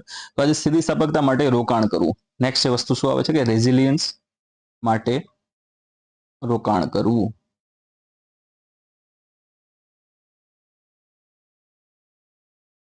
ઓકે. તો આને ટૂંકમાં ઇંગ્લિશમાં તમને કહી દઉં તો શું આવશે એનું, investing in disaster risk reduction for resilience ત્યાં આગળ, બરોબર. તો એનું ઇંગ્લિશ ત્યાં આગળ થશે. હું ફરીથી તમને રિપીટ કરી દઉં છું, જેને લખવું હોય લખી શકે છે. તો એને investing in disaster risk reduction for resilience તરીકે ઓળખવામાં આવે છે. તો આમાં સૌથી મહત્વની વસ્તુ શું આવે છે, તો જાહેર અને ખાનગી ક્ષેત્ર, બરોબર. જાહેર અને ખાનગી જે ક્ષેત્ર જે છે એ ક્ષેત્ર દ્વારા આજે ડીઆરઆર ની વાત કરીએ છીએ આપણે, ડિઝાસ્ટર રિડક્શન રિસ્ક રિડક્શન જે વાત કરીએ આપણે, તો ડીઆરઆર જે છે એમાં રોકાણ વધારવું, આ વસ્તુનો સમાવેશ એમાં થશે, બરોબર. ભારતના સંદર્ભમાં તમે જોવા જાઓ તો ભારતના સંદર્ભમાં આપણને શું જોવા મળે છે આ પોઈન્ટ અંતર્ગત, તો ત્યાં આગળ જે આવે છે એનડીઆરએફ જે આવે છે આપણું, એનડીઆરએફ જે આવે છે, તો એની અંદર જે ફંડ છે એ પણ ત્યાં કામ કરે છે. આપણને તમને ખબર હશે કે ફોર્સ છે ત્યાં આગળ સારી એવી, બરોબર. પરંતુ એમાં ફંડ જે છે એમાં પણ ત્યાં મળે છે. તો એનડીઆરએફ ને પણ ફંડ મળે છે સારું એવું. પછી એસડીઆરએફ પણ ત્યાં આગળ એમાં આપણે લઈ શકીએ. આમાં એક્ઝામ્પલ સારું એવું છે આમાં. ઓકે. તો એનું પૂરું નામ તમને ખબર હશે એ પ્રમાણે કે નેશનલ ડિઝાસ્ટર રિસ્પોન્સ ફોર્સ તરીકે ઓળખવામાં જે આવે છે. પરંતુ એના માટે પછી જે ફંડ આવે છે ને, ફંડ માટે પછી ત્યાં આગળ એફ તમારું જે છે ચેન ત્યાં આગળ થઈ જશે. તમે એમાં ફંડ પણ પછી એમાં રાખી શકો છો, બરોબર. તો આમ તો મૂળ એનડીઆરએફ એટલે કે નેશનલ ડિઝાસ્ટર રિસ્પોન્સ ફોર્સ તરીકે આપણે ઓળખીએ છીએ. પછીથી એ ફંડ અહીંયા ફંડના સંદર્ભમાં તમે એને ફંડ તમે રાખી શકો છો. તો એનડીઆરએફ ત્યાં આગળ આવશે, એસડીઆરએફ આવશે, પછી સીડીઆરઆઈ પણ આની અંદર આવી જાય. શું આવશે? સીડીઆરઆઈ આમાં આવશે. સીડીઆરઆઈ જેને કોએલિશન ફોર ડિઝાસ્ટર રેઝિલિયન્ટ ઇન્ફ્રાસ્ટ્રક્ચર જેવી પહેલ અથવા તો એને આ નામથી ઓળખવામાં આવે છે, બરોબર. સીડીઆરઆઈ આની અંતર્ગત આવી શકે. તો આ નેક્સ્ટ હતું આપણું રેઝિલિયન્સ માટે રોકાણ કરવું, બરોબર. પછી જે ચોથું સ્ટેપ આવે છે આના પછી ચોથું સ્ટેપ છે એની ચર્ચા કરીશું. ચોથું, ફોર્થ, કાર્યક્ષમ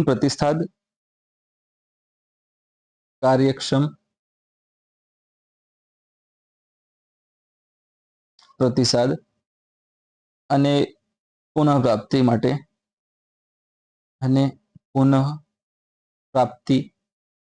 માટે બિલ્ડ બેક બેટર. હમણાં તમને થોડી વાર પહેલા વાત કરી હતી 3B. ઓકે. તો એમાં પુનર્વસનની વાત કરવામાં આવશે. એટલે તમે આને કહી શકો છો કે two enhancing disaster preparedness for effective response and to build back better in recovery. First વસ્તુ શું આપણી આવે છે? આર ફોર રિકવરીની વાત કરી, રિકવરી. પછી બીજું જે મહત્વનું જે આર આવે છે એ છે રિહેબિલિટેશન ત્યાં આગળ આવશે, રિહેબની ત્યાં આગળ વાત કરવામાં આવશે. દેન રિકન્સ્ટ્રક્શન પણ ત્યાં આગળ આવી છે. 3 આર તમે આની અંદર લઈ શકો છો, ઠીક છે. તો બીબીબી અને સામે તમારે 3 આરઆરઆર એમાં જોવાના છે. સેમ તમારું ભારતના સંદર્ભમાં જ આપણે આ વસ્તુને ધ્યાનમાં લઈએ છીએ, એટલા માટે સીધી ત્યાં આગળ ડાયરેક્ટ આપણે વાત કરશું કે નેશનલ ડિઝાસ્ટર રિસ્પોન્સ જે પ્લાન છે, બરોબર, એનડીઆરપી ની વાત કરીએ આગળ. નેશનલ ડિઝાસ્ટર રિસ્પોન્સ પ્લાન એટલે કે એનડીઆરપી જે છે એ ત્યાં આગળ આવશે. પછી બીજી જે મહત્વની વસ્તુ શું આવે છે કે એનડીઆરએફ અને એસડીઆરએફ. એનડીઆરએફ એસડીઆરએફ ની જે ટીમો જે છે, આની ટીમોની તાલીમની વાત કરવામાં આવશે. આના અંતર્ગત ટીમોની તાલીમ છે એનો સમાવેશ આના અંતર્ગત થશે, બરોબર. આ તો છે જ, પણ સાથે સાથે બીજું શું, તો મોડર્નાઇઝેશન પણ આનું થવું જરૂરી છે. શું? મોડર્નાઇઝેશન એટલે કે આધુનિકીકરણ પણ થવું જરૂરી છે. એ લોકો જોડે જે પણ અલગ અલગ સંસાધનો છે જેનો ઉપયોગ એ રેસ્ક્યુ માટે કરતા, શોધ અને બચાવ માટે કરતા હોય છે, તો એ અલગ અલગ જે વસ્તુ, અલગ અલગ સંસાધનો, એનું પણ મોડર્નાઇઝેશન થવું જરૂરી છે, આધુનિકરણ થવું જરૂરી છે. તો આ વસ્તુનો સમાવેશ શેમાં થશે? કાર્યક્ષમ પ્રતિસાદ અને પુનઃપ્રાપ્તિના અંતર્ગત એમાં થઈ શકે છે. હવે નેક્સ્ટ જે મહત્વની વસ્તુ આવે છે એ શું છે? તો એ છે આપણું જે સેન્ડાઈ ફ્રેમવર્ક છે એના 7 વૈશ્વિક લક્ષ્યાંકો ત્યાં આગળ જોવાના છે. ક્વેશ્ચનમાં તમે ડિમાન્ડ એમાં જોયું હતી લાસ્ટમાં કે એ વૈશ્વિક લક્ષ્યાંકોની એની વાત કરી હતી, બરોબર? તો એની શરૂઆત આપણે અહીંયાથી જ કરી દેશું. અહીંયાથી જ આપણે એની શરૂઆત હવે કરીશું. શું? તો જે ટોપિક છે આપણો સેન્ડાઈ ફ્રેમવર્ક ના 7 વૈશ્વિક લક્ષ્યાંકો, 7 વૈશ્વિક લક્ષ્યાંકો. ઓકે, સેપરેટલી પણ તમને આ પ્રમાણે પૂછી શકે એમ છે દોસ્ત, બરોબર? સેન્ડાઈ ફ્રેમવર્ક એટલે શું છે, તેના મહત્વના વૈશ્વિક લક્ષ્યાંકો વિશે માહિતી આપો. તો આ રીતનો પણ પ્રશ્ન ત્યાં આગળ સિમ્પલી એના આસપાસમાં પ્રશ્ન એવો ત્યાં આગળ ફ્રેમ થઈ શકે. તો A to G, બરોબર, A થી G સુધીના અલગ અલગ એમાં વૈશ્વિક લક્ષ્યાંકો આવેલા છે, એની આપણે અહીં આગળ ચર્ચા હવે કરવાના છે. ફર્સ્ટ લક્ષ્યાંકની વાત કરું તમને, એ તો એમાં શું આવે છે? તો એમાં જે મહત્વની વસ્તુ એ છે કે 2030 સુધીમાં, 2030 સુધીમાં આપત્તિથી થતા, ઓકે, જે પણ આપત્તિઓ જે છે એ આપત્તિથી થતા વૈશ્વિક મૃત્યુદરમાં નોંધપાત્ર ઘટાડો કરવો, નોંધપાત્ર ઘટાડો કરવો. આજે સેન્ડાઈ ફ્રેમવર્કના જે અલગ અલગ જે 7 જે ગ્લોબલ ગોલ્સ આપણને જોવા મળે છે એ A to G એટલે કે A B C D E F G જોવા મળે છે. એમાં એનો મતલબ શું આવે છે કે 2030 સુધીમાં આપત્તિથી થતા જે વૈશ્વિક મૃત્યુ દર છે, બરોબર, એમાં નોંધપાત્ર ઘટાડો કરવો. એ શેના અંતર્ગત આવશે? તો લક્ષ્ય A ના અંતર્ગત ત્યાં આગળ આવી શકે. તો એની અંદર તમે લખી શકો છો કે ઓડિશાનું એક્ઝામ્પલ હમણાં તમને કીધું હતું ને, ઓડિશાનું એક્ઝામ્પલ 2013માં જે પાયલિન ચક્રવાતની વાત કરી હતી, અને એની અંદર જે એનું જે મોડલ હતું ઝીરો કેઝ્યુઅલ્ટી મોડલ, બરોબર, તો એ એનું સારામાં સારું અહીંયા એક્ઝામ્પલ છે કે ગમે તેવી ત્યાં પરિસ્થિતિ ઊભી થઈ, પરંતુ એમાં કોઈ પણ વ્યક્તિને જાનહાનિ ત્યાં થઈ નથી, બરોબર.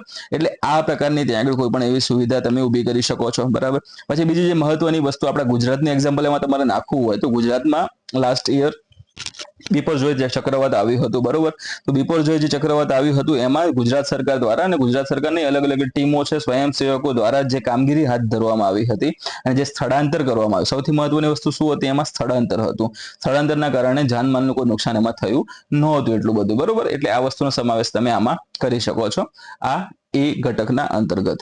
પછી એના પછી જે B ઘટક આવે છે, B ની પણ આપણે એમાં નેક્સ્ટ ચર્ચા કરીશું. B શું કહેવા માંગે છે એ અહીં આગળ જોઈશું આપણે. તો B માં છે કે 2030 સુધીમાં, તમને ત્યાં પણ બતાવ્યું હતું 2015 થી લઈને 2030 સુધીની વાત કરી હતી. તો અહીંયા મોસ્ટ ઓફ ગોલ્સ ક્યાં સુધીના છે? 30 સુધીમાં છે. તો 2030 સુધીમાં આ B ની અંદર તમે જોવા જાઓ તો આપત્તિથી, એટલે અહીંયા લખી જ દઉં છું હું, આપત્તિથી અસરગ્રસ્ત લોકોની સંખ્યામાં નોંધપાત્ર ઘટાડો કરવો, લોકોની સંખ્યામાં નોંધપાત્ર ઘટાડો કરવો. તો આ B અંતર્ગત આવશે, બરોબર.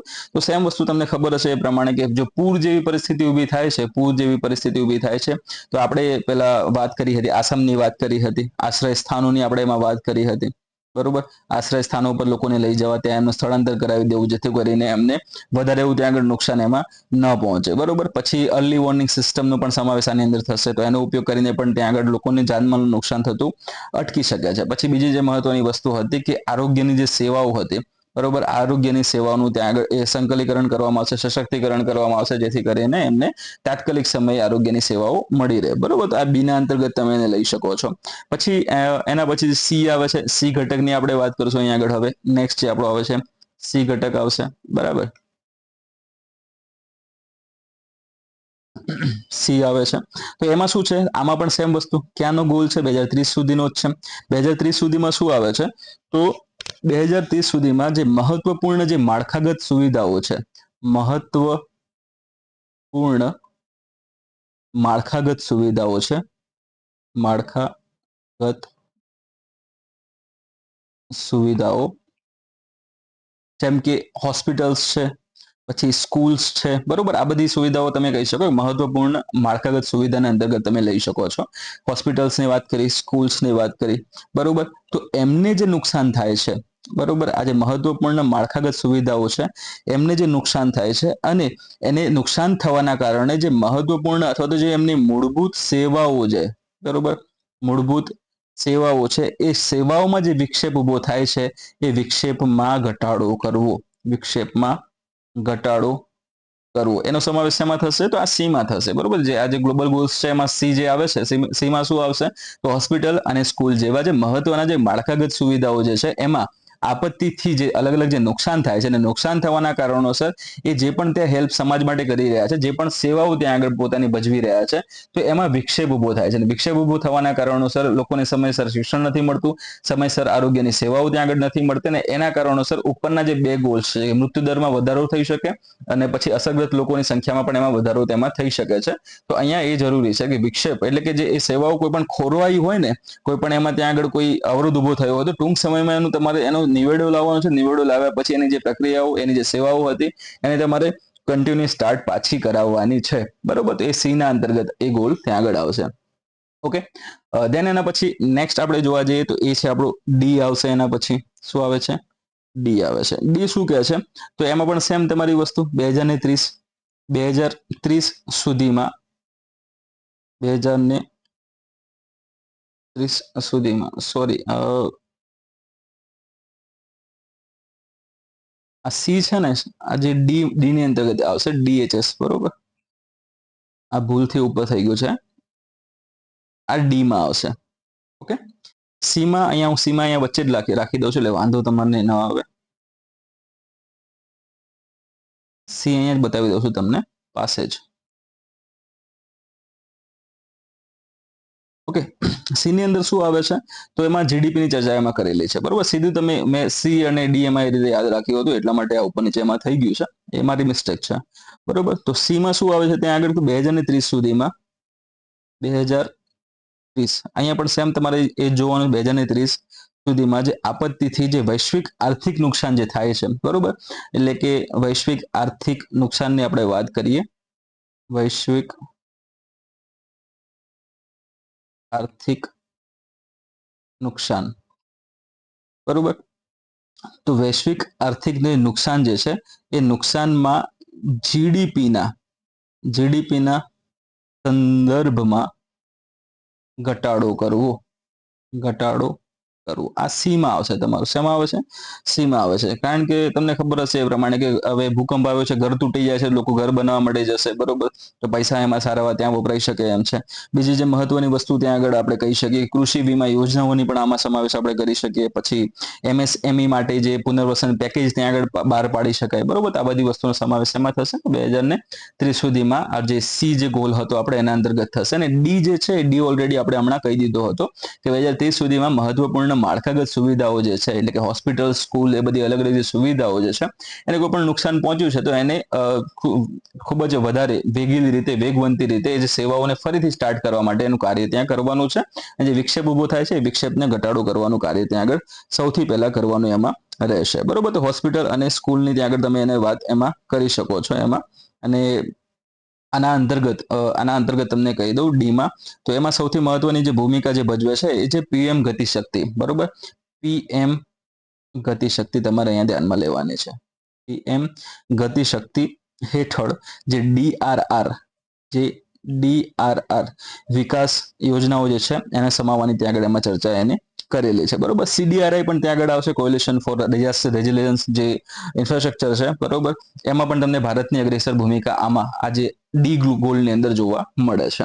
ઓકે, તો અહીંયા જે આપણો હતો એ ડી અહીંયા તમને બતાવ્યો હતો, પરંતુ હવે અહીંયા ડી નહીં, અહીંયા શું આવશે? આપણો ડાયરેક્ટ ઈ જ આવશે. શું આવે છે? ઈ આવશે. તો આપણે એની ચર્ચા અહીંયાથી હવે કરીશું. ઓકે, તો ઈમાં શું છે? ઈમાં ત્યાં આગળ હતું વસ્તુ મહત્વની એ છે કે સ્ટાર્ટિંગમાં તમને કહી દઉં તો એમાં 30 નહીં આવે, અહીંયા શું આવે છે? 20 આવે છે. શું આવશે? હવે 20 આવશે. 2020 સુધીમાં, ઓકે, 2020 સુધીમાં હું લખી જ નાખું છું એટલે વાંધો ન આવે. 2020 સુધીમાં રાષ્ટ્રીય અને સ્થાનિક, રાષ્ટ્રીય અને સ્થાનિક આપત્તિ જોખમ અથવા તો આપત્તિ જોખમો ઘટાડવાની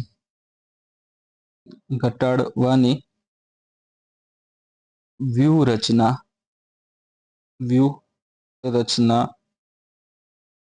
વ્યૂહરચનાઓ ધરાવતા દેશોની સંખ્યાઓ જે છે, બરોબર, દેશોની જે સંખ્યા છે એ સંખ્યામાં નોંધપાત્ર, આ શબ્દ તમારે વાપરી જ લેવાનો, નોંધપાત્ર, બરોબર, નોંધપાત્ર વધારો કરવો.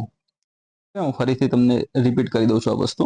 તો 2020 સુધીમાં જે રાષ્ટ્રીય અને સ્થાનિક આપત્તિ જોખમ ઘટાડવાની જે વ્યૂહરચનાઓ છે, બરોબર, તો એ વ્યૂહરચનાઓ ધરાવતા દેશોની જે સંખ્યા છે એ સંખ્યામાં શું કરવાનું? નોંધપાત્ર વધારો કરવાનો, જેથી કરીને વધારેમાં વધારે દેશ આમાં જોડાશે તો એનાથી વધારેમાં વધારે ફાયદો ત્યાંના જે લોકો જે છે, ત્યાંના નાગરિકો છે, એના જાનમાલને ત્યાં આગળ થવાનો છે, એમને એટલું ત્યાં આગળ નુકસાન પહોંચશે. એટલે ટૂંકમાં આ વૈશ્વિક એવી યોજના છે, એટલા માટે વિશ્વના તમામ સમુદાયો, તમામ વ્યક્તિઓ, તમામ સંસ્થાઓ ઉપર પોતાનું ધ્યાન ફોકસ કરે છે, નહીં કે કોઈ એક બે દેશ ઉપર, બરોબર. તો આ વસ્તુ પણ એક સારી એવી આપણે એને કહી શકીએ, બરોબર. અને એને અંતર્ગત જ આપણે લઈ શકીએ આપણી જે પોલિસી જે છે, નેશનલ ડિઝાસ્ટર મેનેજમેન્ટ પોલિસી જે છે એ ત્યાં આગળ આવશે 2019 વાળી. ઓકે, તો એ દરેક રાજ્ય અને જિલ્લાઓ માટે અલગ અલગ, પછી એના સિવાય દરેક અને રાજ્ય, બરોબર, પછી જિલ્લાઓ માટે જે અલગ અલગ જે DRR યોજનાઓ છે, બરોબર, તો એ વસ્તુ પણ આની અંતર્ગત આવશે, બરોબર. એટલે કે નેશનલ લેવલે, રાજ્ય લેવલે, પછી જિલ્લા લેવલે, પછી બ્લોક લેવલે પણ છે, સ્થાનિક સ્વરાજ્યની જે અલગ સંસ્થાઓ છે ત્યાં સુધી પણ એ વિસ્તરેલું આપણને જોવા મળી શકશે, બરોબર. તો આ વસ્તુ ખાસ એમાં તમે લઈ શકો છો ઈની અંતર્ગત. દેન એના પછી આપણો એફ આવે છે, એના પછી એફ તમને જોવા મળશે. એમાં શું આવે છે કે વિકાસશીલ જે દેશો છે, બરોબર, તો એ વિકાસશીલ દેશોને પર્યાપ્ત આંતરરાષ્ટ્રીય સહયોગ પૂરો પાડવાનો છે. ઓકે, વિકાસશીલ દેશોને પર્યાપ્ત આંતરરાષ્ટ્રીય સહયોગ પૂરો પાડવો, એનો સમાવેશ એમાં થશે. તો આપણે આ એફ ની અંદર થશે, બરોબર. વિકાસશીલ દેશોની સ્પષ્ટ વાત કરી છે. ભારત જે છે એ ભારતનો સમાવેશ એમાં થશે, તો વિકાસશીલ દેશોમાં જ થશે, બરોબર. તો એને પર્યાપ્ત આંતરરાષ્ટ્રીય સહયોગ પૂરો પાડવો, એટલે કે આંતરરાષ્ટ્રીય સહયોગમાં શું શું આવશે? તો અલગ અલગ આપણે પ્લાનની વાત કરી હતી, અલગ અલગ ફોર્સની વાત કરી હતી. તો એ ફોર્સ માટે જરૂરી જે અલગ મહત્વના જે સંસાધનો છે, એના માટે જરૂરી અલગ અલગ જે ટેકનોલોજી છે, એ ટેકનોલોજી જે વિશ્વના અન્ય દેશો પાસે હશે, તો એ એકબીજામાં અરસપરસ ત્યાં આગળ એને શેર કરશે, જેથી કરીને આ જે વ્યક્તિઓ છે, જે પણ સંસ્થાઓ છે, જે પણ સમુદાય છે, જીવ છે, બરોબર, એને જે નુકસાન થઈ રહ્યું છે અલગ અલગ આપત્તિના કારણે, અલગ અલગ જે ડિઝાસ્ટર્સના કારણે જે નુકસાન થઈ રહ્યું છે, નુકસાનમાં શું થશે? ઘટાડો થાય. એ માટે જે વિશ્વના અન્ય દેશો પણ એનો શું કરશે? સપોર્ટ ત્યાં આગળ કરશે. એની વાત એમાં કરેલી છે, બરોબર. આમાં તમે જોવા જાવ તો સારું એવું એક્ઝામ્પલ આપણું સાર્કનું જ છે. તમે આમાં એક્ઝામ્પલમાં લઈ શકો છો SAARC disaster management centre. Okay, SAARC country જે છે એનું પણ પોતાનું એક છે આ અલગથી, તેને સાર્ક ડિઝાસ્ટર મેનેજમેન્ટ સેન્ટર તરીકે ઓળખવામાં આવે છે. ઠીક, પછી CDRI પણ આમાં આવશે. CDRI દ્વારા વૈશ્વિક ભાગીદારી, આનો સમાવેશ પણ શેમાં થશે? તો આપણા એફ ની અંતર્ગત જ એનો સમાવેશ ત્યાં આગળ થશે, બરાબર. CDRI ની તમને આગળ વાત કરીએ એ પ્રમાણે હું અહીંયા તમારું આનો ફૂલ ફોર્મ લખી જ નાખું છું, કારણ કે ઘણી વાર શબ્દ આવ્યો છે એટલે તમને વાંધો ના આવે. કોલિશન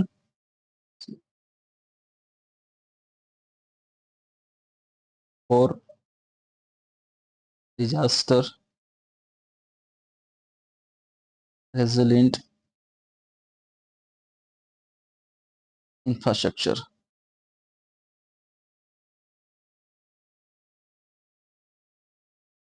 ઓકે, આ CDRI નું પૂરું નામ છે, બરાબર. નેક્સ્ટ એના પછી આપણે જઈએ તો એ છે આપણું લાસ્ટ, હવે એફ અને લાસ્ટમાં જી. ઓકે,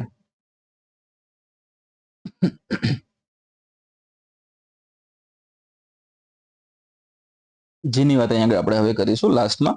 તો જી છે એ લાસ્ટ છે આપણે જે અલગ અલગ જે ગ્લોબલ ગોલ્સ જે રાખેલા છે સેન્ડાઈ ફ્રેમવર્ક અંતર્ગતના, બરોબર, એમાં જીની આપણે અહીંયા આગળ વાત કરવાના છે. તો જી શું કહે છે અહીંયા આગળ કે વધુ જોખમી એવી જે પ્રારંભિક જે અલગ અલગ જે પ્રણાલીઓ છે અને આપત્તિ જોખમની જે માહિતી અને આકારણી જેની થાય છે એની જે ઉપલબ્ધતા અને એક્સેસમાં નોંધપાત્ર વધારો કરવો. ટૂંકમાં અહીંયા આગળ શું વાત કરવામાં આવે છે, મહત્વની વસ્તુ આમાં એ કહેવા માંગે છે કે પ્રારંભિક ચેતવણી પ્રણાલીઓ છે, ચેતવણી પ્રણાલીઓ, ઓકે, પછી અલગ અલગ જે આપત્તિ જોખમો જે છે, આપત્તિ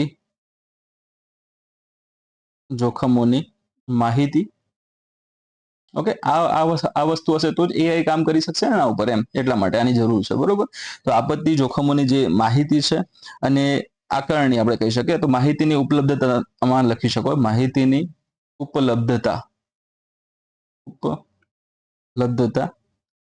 અને પહોંચમાં નોંધપાત્ર વધારો કરવો. વધારો જ કરવાનો, શું કરવાનું છે, વધારો બધામાં કરવાનો છે, નોંધપાત્ર વધારો કરવો, બરોબર. તો એનો સમાવેશ એમાં થશે આ સેન્ડાઈ ફ્રેમવર્કના જે 7 ગ્લોબલ ગોલ્સ હતા એથી લઈને જી સુધીના, બરોબર. તો જીમાં આ વસ્તુનો સમાવેશ થશે કે પ્રારંભિક ચેતવણીની જે અલગ અલગ જે પ્રણાલીઓ, એટલે આને ટૂંકમાં તમે કહી શકો ઇંગ્લિશમાં અર્લી વોર્નિંગ સિસ્ટમ્સ, બરોબર. તો એ જે પ્રણાલીઓ છે તે, પછી બીજી મહત્વની વસ્તુ આવે છે કે આપત્તિ જોખમોની જે માહિતી છે એ માહિતીની ઉપલબ્ધતા અને પહોંચમાં શું કરવાનું છે, નોંધપાત્ર વધારો કરવાનો છે, જેથી કરીને અલગ અલગ સંસ્થાઓ છે, અલગ અલગ સમુદાયો છે, અલગ અલગ દેશો છે, એ ઇન્ફોર્મેશન મેળવીને એના ઉપર કામ કરીને જે અલગ અલગ જે ડિઝાસ્ટર આવી રહ્યા છે એનો સારી રીતે અભ્યાસ કરી શકે અને એનાથી બચાવવાના જે અલગ અલગ સ્ટેપ્સ છે, યોજનાઓ છે, એ સારી એવી રીતે બનાવી શકે. તો એ વસ્તુ એમાં આવશે, બરોબર. આનું એક્ઝામ્પલ તમે લઈ શકો છો આઈએમડી દ્વારા જે હવામાનની આગાહી થાય છે, હવામાન આગાહી થાય છે, બરોબર. તો એ આગાહીમાં થયેલો સુધારો, આ એનું સારું એક્ઝામ્પલ છે, બરાબર. પછી બીજું તમને એનડીએમઆઈએસ આવશે, એનડીએમઆઈએસ આવે છે જેનું પૂરું નામ છે નેશનલ ડિઝાસ્ટર મેનેજમેન્ટ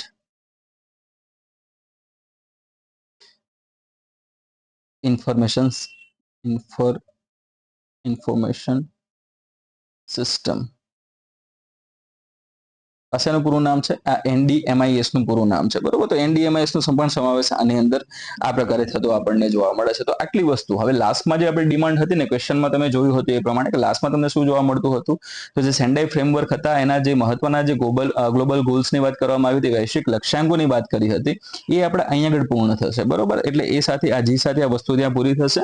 અને જે લાસ્ટમાં જે મહત્વની વસ્તુ આપણે આવે છે એ છે આ જે ક્વેશ્ચન હતો આપણો, એ ક્વેશ્ચનનું સૌથી મહત્વનું અંગ અને છેલ્લું અંગ એવું એનું કોન્ક્લુઝન અથવા તો આપણે નિષ્કર્ષ એને કહીશું. તો નિષ્કર્ષ ઉપર આપણે પહોંચવાના છે, કન્ક્લુઝન ઉપર આપણે પહોંચવાના છે. તો આ એની વાત હવે એમાં લાસ્ટમાં કરેલી છે, બરોબર. તો સીધી વસ્તુ તમે જોવા જાઓ ને તો ડીઆર ની વાત આપણે કરતા હતા, ડિઝાસ્ટર રેઝિલિયન્સ ની, અથવા તો તમે એને કહી શકો છો કે એ જે આપત્તિ સ્થિતિસ્થાપકતા, અહીંયા હું ગુજરાતી શબ્દ લખું છું, આપત્તિ સ્થિતિસ્થાપકતા તમે એને કહી શકો છો, સ્થિતિસ્થાપકતા, બરોબર. તો આ જે ડીઆર છે ને, એ ડીઆર આપત્તિના જે સામનો કરવાનો છે, બરોબર. તો સામનો કરીને, આપત્તિનો જે સામનો કરીને તમારે એને પાછળ નથી રહી જવાનું એમાં, બરોબર.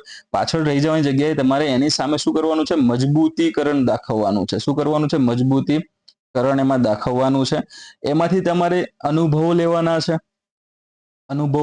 છે, અને એ અનુભવો લઈને તમારે એ આપત્તિઓ જે છે, આપત્તિઓ સાથે તમારે શું બનવાનું છે, અનુકૂલનશીલ બનવાનું છે, અનુકૂલનશીલ બનવાનું એમાં રહેશે, બરોબર. તો આ વસ્તુ તમે ફર્સ્ટ તમે લખી શકો, આના સાથે સંબંધિત તમે આ નિષ્કર્ષ બનાવી શકો. બીજી મહત્વની વસ્તુ કયા, શેના આધારે બીજો નિષ્કર્ષ એમાં બની શકે, તો જે સેન્ડાઈ ફ્રેમવર્કની આપણે વાત કરતા હતા, સેન્ડાઈ ફ્રેમવર્કની જે વાત કરતા હતા, એ સેન્ડાઈ ફ્રેમવર્ક એ વિશ્વના દેશોને ડીઆરઆર ની દિશામાં, વિશ્વના જે દેશો જે વાત કરીએ આપણે, ગ્લોબલ કન્ટ્રીઝ, જીસી તરીકે શોર્ટમાં મેં લખ્યું છે અહીંયા આગળ, ગ્લોબલ કન્ટ્રીઝ છે, એ ગ્લોબલ કન્ટ્રીઝને ડીઆરઆર ની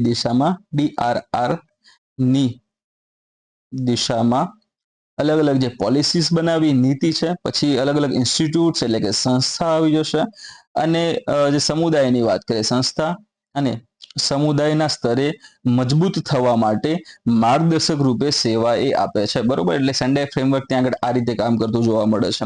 ઓકે, પછી એના પછી બીજી મહત્વની વસ્તુ તમે ભારત સાથે સંલગ્ન કરીને તમે લઈ શકો છો. તો ભારતે શું કર્યું? તો ભારતનું તમને જોવા મળશે એનડીએમએ.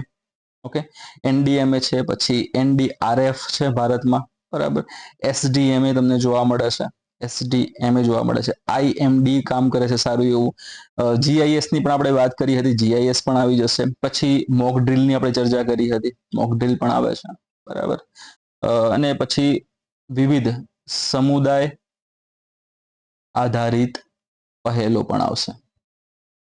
ઓકે, સમુદાય આધારિત વિવિધ પહેલો આવશે આની અંદર, જેથી કરીને શું થશે કે હોલ ઓફ સોસાયટી એપ્રોચ ત્યાં આગળ ઊભો થશે, જેને તમે સંપૂર્ણ સમાજ જે અભિગમ જે કહેવામાં આવે છે એ પણ ત્યાં આગળ ઊભો એમાં થઈ શકે છે. તો આ બધું અપનાવીને, આ બધી વસ્તુ અપનાવીને આપણે શું મળી શકશે આમાં?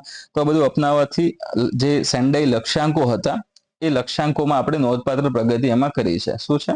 સેન્ડાઈ જે લક્ષ્યાંકો આપણે આગળ હમણાં જોયા હતા એથી લઈને જી સુધી, તો એ લક્ષ્યાંકો તરફ આપણે નોંધપાત્ર પ્રગતિ કરી છે, નોંધપાત્ર પ્રગતિ કરી છે. તો આના ઉપરથી પણ સારો એવો નિષ્કર્ષ એમાં બની શકે. અને કઈ ના તમારી ઈચ્છા હોય ને તો આ બધું ભેગું કરીને પણ તમે એમાં લખી શકો છો. 4 લાઇન્સ 5 લાઇન્સ એની મેક્સિમમ થશે, તો એ ઓકે છે નિષ્કર્ષ માટે, બરોબર. હવે આટલે સુધીની વાત કરીએ આપણે, તો શું શું સગવડ હતી, કઈ રીતે એને કામ કર્યું, આ બધી વસ્તુ એમાં આવી ગઈ. લાસ્ટમાં શું મહત્વની વસ્તુ આવશે? તો લાસ્ટમાં જે મહત્વની વસ્તુ આવે છે એ છે કે ફ્યુચર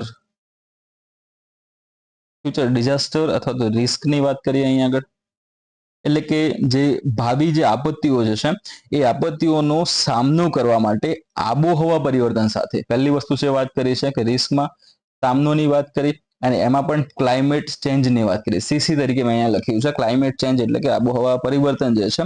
તો એની સાથે આ સીસીની સાથે ડીઆરઆર જે છે, ઓકે, ડિઝાસ્ટર રિસ્ક રિડક્શનની આગળ વાત કરીએ તો ડીઆરઆર જે છે એ ડીઆરઆર ને શું કરવાનું છે? એકીકૃત કરવાનું છે. શું કરવાનું છે? એને ઇન્ટિગ્રેટ કરવાનું છે, એને એકીકૃત કરવાનું રહેશે. અને ટેકનો અથવા તો આપણે કહી શકીએ કે ટેકનોલોજીનો મહત્તમ યુઝ કરવાનો રહેશે, મહત્તમ ઉપયોગ કરવો એ અત્યંત શું છે આમાં? અત્યંત એવું મહત્વપૂર્ણ આપણે એને કહી શકીએ, બરોબર. તો અહીંયા તમે આની આસપાસ તમે પોતાનો રિપ્લાય સારી એવી રીતે, તમારો જે પોતાનો જે આન્સર છે એને તમે સારી એવી રીતે અહીંયા આગળ તમે એને યોગ્ય ન્યાય સાથે પૂર્ણ આમાં કરી શકો છો, બરોબર. તો એ પ્લસ પોઈન્ટ તમારું રહેશે. મેં તમને કીધું હતું એ પ્રમાણે કે આપણો આખો આજનો જે ટોપિક હતો એના ઉપર ત્યાં આગળ હતો, તો એ છે આપત્તિ સ્થિતિસ્થાપકતા,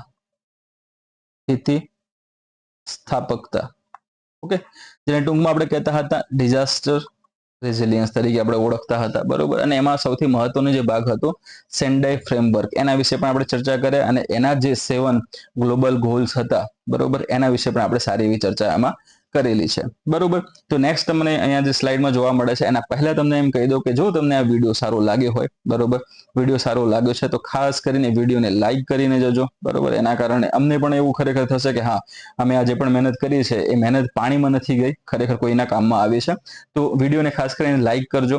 અને એના પછી તમારા એ તમામ મિત્રો કે જે મેન્સની તૈયારી કરી રહ્યા છે, તો તમે એમને આ વિડીયો તમે શું કરી શકો છો? સજેસ્ટ કરી શકો છો, બરાબર, કે આ તમારા માટે ખૂબ જ હેલ્પફુલ રહેશે. અને હું એને ખરેખર શું કહેવાય, ખાતરી આપું છું તમને, બરોબર, ગણતરીબદ્ધ રીતે હું તમને આની ખાતરી આપું છું કે આ 100% તમને આવનારી પરીક્ષામાં ત્યાં હેલ્પફુલ રહેશે જ, બરોબર. તો સજેસ્ટ કરી શકો છો. સજેસ્ટ કરવા માટે આ જે વિડીયો જે છે એ વિડીયોની લિંકને તમે ખાસ કરીને શેર કરજો. શું કરવાનું છે? વિડીયોની લિંકને તમારે ખાસ શેર કરવાનું છે. તમારા કોઈ પણ ગ્રુપ્સ હોય, કોઈ પણ ફ્રેન્ડ હોય તો એને પણ શેર કરો, જેથી કરીને અહીંયા આગળ આ વિડીયોમાં અમને પણ સારી એવા વ્યૂ મળી રહે. જે છે આપણે સીધી જ વાત કરશું, વ્યૂ મળશે એટલે અમને ખબર પડશે કે હા, છોકરાઓ ખરેખર આ વસ્તુ જોઈ રહ્યા છે. તો આવનાર જે સમયમાં જે વિડીયો મારે બનાવવાનું છે એ અમે બનાવીએ કે ન બનાવીએ એ પણ આના ઉપરથી નક્કી થશે, તમારી લાઈક અને વ્યૂ ઉપરથી, બરોબર. જેથી કરીને અમને પણ પ્રોત્સાહન મળે. પછી આ કેવું થાય, અમે એમને બનાવીને મૂક કરીએ કંઈક, પછી એની વેલ્યુ રહે નહીં. ઘણી બધી મોટી મોટી સંસ્થાઓ છે જે સારા એવા ત્યાં આગળ સ્ટુડન્ટ પાસેથી ફીઝ લે છે, બરોબર. મોટી ફીઝ લીધા પછી પણ આટલા ડીપમાં સરખો એવો જવાબ કોઈ કરાવતા નથી. એ મારા ધ્યાન ઉપર આવેલું જ છે અને મેં જોયેલું પણ પણ છે, બરોબર.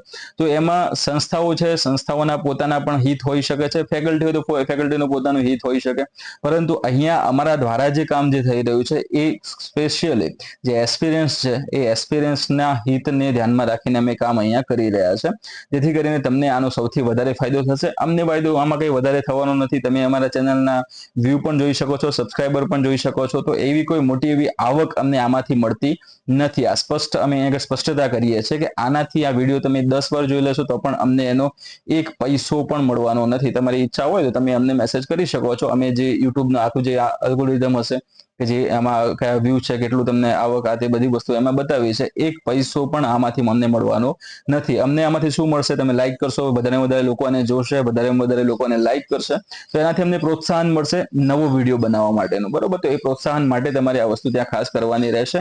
અને હજુ સુધી જો તમે અમારી જે ચેનલ જે છે, બરાબર, આ HK GPSC આપણી જે ચેનલ છે એ ચેનલને તમે સબસ્ક્રાઇબ નથી કરી તો ચેનલને તમારે ખાસ એમાં સબસ્ક્રાઇબ કરી લેવાનું રહેશે, અને બાજુમાં જે બેલ આઇકન આપેલો છે એ બેલ આઇકન ઉપર ક્લિક કરી દેવાનું રહેશે, જેથી કરીને આવનારો જે પણ વિડીયો છે એના વિશે તમને સતત સંપૂર્ણ એવી સારી એવી માહિતી મળતી રહે. અને સૌથી મહત્વની વસ્તુ એ છે કે આ આખું જે લેક્ચર હતું એ લેક્ચરની આજે તમે આ પીપીટી છે એની તમારે PDF જોઈતી હોય તો PDF માટે તમારે ટેલિગ્રામમાં જવાનું છે. ટેલિગ્રામમાં ગયા બાદ ત્યાં આગળ HK GPSC તમારે સર્ચ કરવાનું છે. સર્ચ કરશો એટલે તમને આ લોગોવાળી તમારી આ લોગોવાળી અમારી ચેનલ તમને ત્યાં આગળ જોવા મળશે. એને તમારે શું કરવાનું છે? જોઈન કરી લેવાની છે. જોઈન કરશો એટલે તમને ઉપર તમે થોડું ઉપર સ્ક્રોલ કરશો એટલે આ વિડીયોની લિંક તમને જોવા મળશે. આ જે વિડીયો જે અપલોડ હવે થશે શોર્ટ ટાઈમમાં એ વિડીયોની લિંક તમને જોવા મળશે, અને એની સાથે સાથે એની એક્ઝેક્ટ નીચે તમને આની PDF પણ અપલોડ થયેલી જોવા મળશે. એટલે ત્યાંથી તમે આ PDF ને મેળવી શકો છો. તમે પછી ત્યાંથી એને યુઝ કરી શકો છો, બરોબર. તો ખાસ તમને કીધું એ પ્રમાણે વિડીયો ગમ્યો હોય તો લાઈક કરી દેજો. કોમેન્ટમાં તમારે કોઈ પણ તમારી કોઈ ડિમાન્ડ હોય તો તમે કોમેન્ટમાં પણ જણાવી શકો છો કે તમારે કોઈ સ્પેસિફિક ટોપિક ઉપર કોઈ વસ્તુ જોઈતી હોય તો તમે કોમેન્ટમાં કહી શકો છો. અમારું કામ કેવું લાગ્યું એ પણ તમે કોમેન્ટમાં અમને જણાવીને અમને પ્રોત્સાહન આપી શકો છો, બરાબર. તો ખાસ કરીને લાઈક કરી દેજો, અને તમારા ફ્રેન્ડ્સ સર્કલમાં તમારા જે પણ ગ્રુપ્સ છે, પીયર ગ્રુપ્સ છે, એમાં તમે આને શેર કરી દેજો, જેથી કરીને એમને પણ આનો ફાયદો થાય. મળીએ હવે નવા વિડીયો સાથે, નવા પ્રશ્ન સાથે. ત્યાં સુધી જય હિન્દ, જય ભારત.